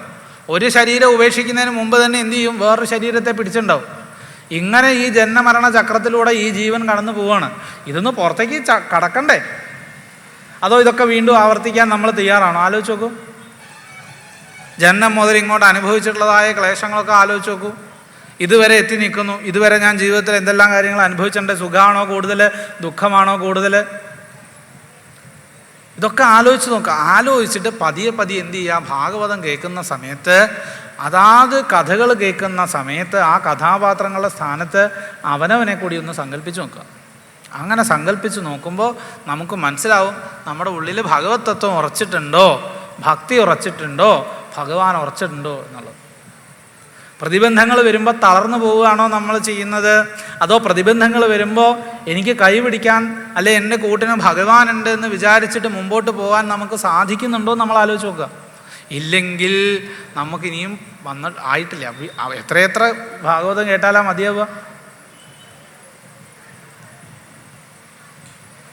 ഇപ്പം കേട്ടുകൊണ്ടിരിക്കുന്ന ആളുകളോട് പറഞ്ഞിട്ടുണ്ട്, ഭാഗവതം ഏതുവരെ കേൾക്കണം എന്നാണ് പറഞ്ഞത്? പിബത ഭാഗവതം രസം ആലയം എന്നാണ് പറഞ്ഞത്. ആലയം എന്ന് വെച്ചാൽ നിങ്ങളെപ്പോഴാണോ ഭഗവാനുമായിട്ട് താതാത്മ്യം ഭാവിക്കുന്നത്, അല്ലെ ഭഗവാനാകുന്ന സമുദ്രത്തിലേക്ക് നമ്മളാകുന്ന, അല്ലെ നമ്മുടെ ജീവിതമാകുന്ന നദി എന്നാണോ ചെന്ന് ലയിക്കുന്നത്, അതുവരെ നിങ്ങൾ എന്ത് ചെയ്യാനാണ് പറഞ്ഞത്? പിബത ഭാഗവതം രസം, ഭാഗവതമാകുന്ന രസത്തെ പാനം ചെയ്തോളൂ എന്ന് പറയാണ്. അതേ ഭാഗവതം തന്നെ പിന്നീട് പറഞ്ഞു, അങ്ങനെ നിർബന്ധമൊന്നുമില്ല, പറഞ്ഞു എന്ന് മാത്രമേ ഉള്ളൂ. പിന്നെന്താ? ശ്രീധരാചാര്യസ്വാമികൾ ഭാഗവതത്തിനെ ടീക എഴുതുമ്പോൾ അതിൽ പ്രത്യേകം പറഞ്ഞിട്ടുണ്ട്, ഭാഗവതം ലയം വരെ അല്ലെങ്കിൽ ഭഗവാനിലേക്ക് ചെന്ന് ലയിക്കുന്നത് വരെ പാനം ചെയ്തോളൂ എന്ന് പറഞ്ഞെങ്കിലും പിന്നീട് വന്ന ശ്ലോകങ്ങളും കൂടി നിങ്ങളൊന്ന് ആലോചിച്ച് നോക്കണം. ആത്മാരാമാശ്ച മുനയോ നിർഗ്രന്ഥ അപ്യുരുക്രമേ കുർവന്ത്യഹൈതുകിം ഭക്തിം ഇത്തം ഭൂതഗുണോ ഹരി എന്ന് പറയുന്നുണ്ട്. ആത്മാരാമന്മാരായിട്ടുള്ള മുനിമാർ ശ്രീ ശിവബ്രഹ്മർഷിയെ പറ്റി പറയുന്ന സമയത്ത് അദ്ദേഹം ഭാഗവതം എന്തുകൊണ്ടാണ് പഠിക്കാനും കേൾക്കാനും തയ്യാറായതെന്ന് ചോദിക്കുന്ന സമയത്ത് പറയുന്നത്, നമ്മളോടുള്ള കാരുണ്യം കൊണ്ടാണ്. നമ്മളോടുള്ള കാരുണ്യം മാത്രമല്ല, ആ ഭഗവത് കഥാരസത്തെ ആസ്വദിക്കാനും കൂടിയിട്ടാണ്. ആത്മാരാമന്മാരായിട്ടുള്ള മുനിമാർ നിർഗ്രന്ഥന്മാരാണ്. അവർക്ക് ഹൃദയഗ്രന്ഥി എന്ന് പറഞ്ഞ ഒന്നില്ല. ഹൃദയഗ്രന്ഥി വെച്ചാൽ നമ്മുടെ ഉള്ളിലുള്ള ഒരു ഗ്രന്ഥിയാണ് അത്രേ. ഒരു കയറ് പോലെ നമ്മുടെ ഉള്ളിലുള്ള വാസനകൾ ബലമായിട്ടിരിക്കുന്നു. അതുകൊണ്ട് അതിനെ കയറ് അല്ലെ ഒരു ഗ്രന്ഥിയായിട്ട് പറയുകയാണ്. നമ്മൾ ഓരോ കാര്യങ്ങളും ചെയ്യുമ്പോൾ നമ്മുടെ ഉള്ളിലുള്ള കർത്തൃത്വ ഭോക്തൃത്വ ഭാവം ഉണരുമ്പോൾ, ഞാനാണ് ചെയ്യുന്നത്, ഞാനാണ് ഉണ്ണുന്നത്, ഞാനാണ് ഉറങ്ങുന്നത് എന്നിങ്ങനെ എന്തിൻ്റെയും കർത്താവ് ഞാനാണെന്നും ഇതിൻ്റെ ഫലം അനുഭവിക്കുന്ന ഭോക്താവ് ഞാനാണെന്നുമുള്ള ഭാവം നമ്മുടെ ഉള്ളിൽ ഉണരുമ്പോൾ ഈ ഗ്രന്ഥി ഇങ്ങനെ ബലം വെച്ച് വരും അത്രേ. ആ ഗ്രന്ഥിയാണ് നമ്മൾ പൊട്ടിക്കേണ്ടത്. അതാണ് മുമ്പേ പറഞ്ഞത്, ഭിദ്യതേ ഹൃദയഗ്രന്ഥി എന്നൊക്കെ പറഞ്ഞില്ലേ, ആ ഗ്രന്ഥി തന്നെയാണ് ഈ പറയണ ഗ്രന്ഥി. രണ്ടും തന്നെ. അപ്പോൾ ഇത് ഈ ആത്മാരാമന്മാരായ മുനിമാർ ഈ ഒരു കർത്തൃത്വ ഭോക്തൃത്വ ഭാവമില്ലാത്തവരാണെങ്കിലും, ഈ ഗ്രന്ഥി തന്നെ ഇല്ലാത്തവരാണെങ്കിൽ പോലും കുർവന്തി അഹൈതുകിം ഭക്തിം എന്നാ പറഞ്ഞത്. അവരും ഇതേപോലെ ഭഗവാനിൽ ഭക്തി കൊണ്ട് നടക്കുന്നുണ്ട്. അവരുടെ മനസ്സും ഇതേപോലെ തന്നെ ഭഗവാനിൽ ലയിച്ചിരിക്കുന്നുണ്ട്. കാരണം എന്താ? അതിൻ്റെ ഒരു രസം, അതിൻ്റെ ഒരു സന്തോഷം, ആനന്ദം ഒന്ന് വേറെ തന്നെയാണ്. അതുകൊണ്ട് എത്ര കാലം ഭാഗവതം കേൾക്കണം അങ്ങനെയൊന്നുമില്ല. എത്ര കാലം വേണമെങ്കിലും കേൾക്കാം. എത്ര കാലം കേൾക്കാൻ പറ്റുമോ അത്രയും കാലം കേൾക്കുക. കാരണം കേൾക്കും തോറും വീണ്ടും വീണ്ടും ഇതിൽ നിന്ന് തെറ്റിപ്പോവാതിരിക്കാനുള്ളൊരു ഒരു വഴി തുറന്നു കിട്ടും. നമ്മൾ മുമ്പേ പറഞ്ഞല്ലോ, കുറേ കാലം കേട്ടുകൊണ്ടിരുന്നാലും കുറച്ച് കഴിയുമ്പോൾ എന്തു ചെയ്യും? നമ്മുടെ ഉള്ളിലുള്ള ഗുണങ്ങളെ ഉണർത്താൻ പാകത്തിനൊരു കാഴ്ചയോ അല്ലെങ്കിൽ ഒരു വിഷയമോ ഇന്ദ്രിയങ്ങളിലൂടെ ഉള്ളിലേക്ക് വരുന്ന സമയത്ത് നമ്മൾ സ്വയമേവ ആ മാർഗത്തിൽ നിന്ന് വ്യതിചലിക്കും, ഭഗവൻ മാർഗത്തിൽ നിന്ന് വ്യതിചലിക്കും. അത് കുറ്റാണോ എന്ന് ചോദിച്ചാൽ നമുക്ക് ഉറച്ചിട്ടില്ലാത്തതുകൊണ്ടാണ്. എത്ര കാലം ഇരുന്നെന്ന് പറഞ്ഞാലും ഇത്, കാരണം അത്രയും ശക്തിയുണ്ട് ഭഗവാന്റെ മായയ്ക്ക്. മായയാണ് ഇതൊക്കെ ഉണ്ടാക്കുന്നത്. ഈ കാഴ്ചകളൊക്കെ നമുക്ക് കാണിച്ചു തരുന്നതും ഈ വിഷയങ്ങളിലേക്കൊക്കെ താല്പര്യം ഉണ്ടാക്കുന്നതും ഒക്കെ മായയാണ്. ഇല്ലാത്തതിനെ ഉണ്ടാക്കി കാണിക്കും, സത്യവസ്തുവിനെ നമ്മളൊന്ന് മറച്ചും വയ്ക്കും. ഇതാണ് മായയുടെ പണി. അപ്പോൾ മായ എത്രത്തോളം ശക്തിയുള്ളതാണെന്ന് മനസ്സിലാക്കുക. ഭഗവാന്റെ ശക്തി തന്നെയാണ് മായ. അതിൻ്റെ മുമ്പിൽ നമ്മൾ വളരെ നിസ്സാരന്മാരാ. അതുകൊണ്ട് തന്നെ മായയുടെ പിടിവിൽപ്പെട്ട് വീണ്ടും നമ്മൾ ഇതിലേക്ക് പോകാനുള്ള വഴിയുണ്ട്.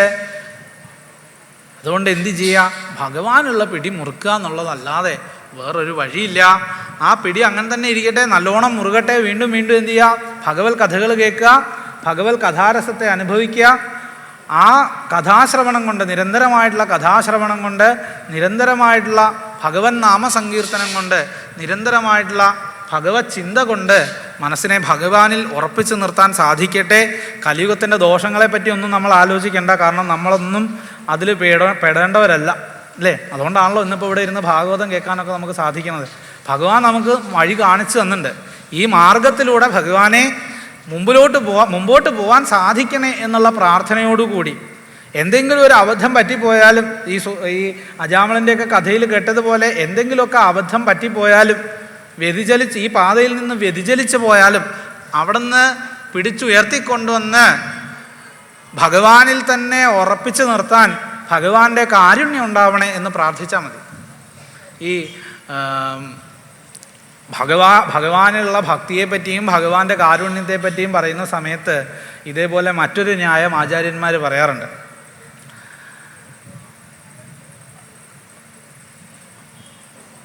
മാർജാര മർക്കട ന്യായം എന്നാ പറയാം. ഈ പൂച്ചയും കുരങ്ങിൻ്റെയും കഥ പറയും. പൂച്ചയുടെയും കുരങ്ങിൻ്റെയും കഥയാണ്. എന്താ ചോദിച്ചു കഴിഞ്ഞാൽ, ഈ ഭഗവാനിൽ ഭക്തി ഉദിച്ച് ആദ്യ കുറേ ദശകളിൽ എങ്ങനെയാണെന്ന് വെച്ചാൽ, നമ്മൾ ഭഗവാനെ മുറുക്കെ പിടിച്ചോളണം. ഏതുപോലെ വെച്ചാൽ മർക്കടത്തിൻ്റെ കുഞ്ഞ് പിടിക്കണ പോലെയാണ്. മർക്കടം എന്ന് വെച്ചാൽ എന്താ? കുരങ്ങൻ്റെ കുട്ടിയെ കൊണ്ട് നടക്കണേ നിങ്ങൾ ശ്രദ്ധിച്ചിട്ടുണ്ടോ? കുരങ്ങനെ എങ്ങനെ മുറുക്കെ പിടിച്ചിട്ടുണ്ടാവും. തള്ളക്കുരങ്ങൻ പിടിച്ചിട്ടൊന്നും ഉണ്ടാവില്ല, കുട്ടിയാണ് അതിനെ പിടിച്ച് കിടക്കുക. എന്നിട്ട് ഈ കുട്ടിയെയും കൊണ്ട് കുരങ്ങൻ എല്ലാ സ്ഥലത്തും ചാടി നടക്കും. ഒരു കൊമ്പിൽ നിന്ന് വേറൊരു കൊമ്പിലേക്ക് ചാടും, ഒരു സ്ഥലത്തു നിന്ന് വേറെ സ്ഥലത്തേക്ക് ചാടും. എങ്ങാനും ഇടയ്ക്ക് വിട്ടുപോയിട്ടുണ്ടെങ്കിൽ കുട്ടി താഴെ വീഴും. അവിടെ ഇവിടെയൊക്കെ ചെന്ന് തലയിടിച്ച് മരിച്ചു പോയാൽ കഴിഞ്ഞു. തിരിഞ്ഞു നോക്കില്ല, അങ്ങോട്ട് പോകും, കഴിഞ്ഞു. അതിൻ്റെ കഥ എത്രയേ ഉള്ളൂ. ഇതേപോലെയാണ് ആദ്യത്തെ ഒരു ദശയിൽ നമ്മൾ അങ്ങോട്ട് ഭഗവാനെ മുറുക്ക പിടിക്കേണ്ടി വരും. അങ്ങനെ മുമ്പോട്ട് പോയി കുറേ കഴിയുന്ന സമയത്ത് തിരിച്ചൊരു പിടുത്തുണ്ടാവും. ഏതുപോലെ? പൂച്ച കുട്ടി എടുത്തുകൊണ്ട് പോകണ പോലെ. നിങ്ങൾ ശ്രദ്ധിച്ചിട്ടുണ്ടോ? പൂച്ച കുട്ടിയെ കടിച്ചെടുത്തോണ്ടാണ് പോകുന്ന സമയത്ത് കുട്ടി താഴെ വീണാലും വീണ്ടും വരും. തള്ളപ്പൂച്ച തന്നെ എന്തു ചെയ്യും? അതിനെ കടിച്ചു പിടിക്കും. എന്ന് പറഞ്ഞ പോലെ ഒരവസ്ഥയിലേക്ക് നമ്മളെത്തും. നമ്മളെ ഇങ്ങോട്ട് പിടിക്കും ഭഗവാൻ. അങ്ങനെ ഒരു പിടി ഉണ്ടായി കഴിയുമ്പോൾ പിന്നെ പേടിക്കാനില്ല, പിന്നെ ഭഗവാൻ കൊണ്ടുപോകുള്ളൂ. അജാമലിന് പറ്റിയതുപോലെ ആണെങ്കിലും ഏതൊക്കെ അബദ്ധങ്ങളൊക്കെ സംഭവിച്ച് നമ്മൾ വ്യതിചലിച്ചാലും, ആ മാർഗത്തിൽ നിന്ന് വ്യതിചലിച്ചാലും പിടിച്ചു തിരിച്ചു കൊണ്ടെന്ന് ഈ മാർഗത്തിൽ നമ്മളെ ഇടാൻ അവിടെ ആരുണ്ടാവും? ഭഗവാൻ ഉണ്ടാവും. അതിന് എന്തുമാത്രം ഉണ്ടായാൽ മതി? ഭഗവാന്റെ കാരുണ്യം ഉണ്ടായാൽ മതി. ആ കാരുണ്യം വീണ്ടും വീണ്ടും നമ്മളിലേക്ക് വർഷിക്കുമാറാകണേ എന്ന് പ്രാർത്ഥിച്ചുകൊണ്ട് ഭഗവത് കഥകൾ കേൾക്കാനും പറയാനുമുള്ളതായ ഭാഗ്യം വീണ്ടും വീണ്ടും നൽകണേ എന്ന് ഭഗവാനോട് പ്രാർത്ഥിച്ചുകൊണ്ട് വാക്കുകളെ ഭഗവത് പാദത്തിൽ സമർപ്പിക്കുന്നു. ത്വദീയം വസ്തു ഗോവിന്ദ തുഭ്യമേവ സമർപ്പയേ തേന ത്വദംഘ്രികമലേ രതിം മേ യച്ഛ ശാശ്വതിം. ശ്രീകൃഷ്ണായ പരമഗുരവേ നമഃ. ശ്രീകൃഷ്ണാർപ്പണമസ്തു. ഗോവിന്ദനാമ സങ്കീർത്തനം. ഗോവിന്ദ ഗോവിന്ദ.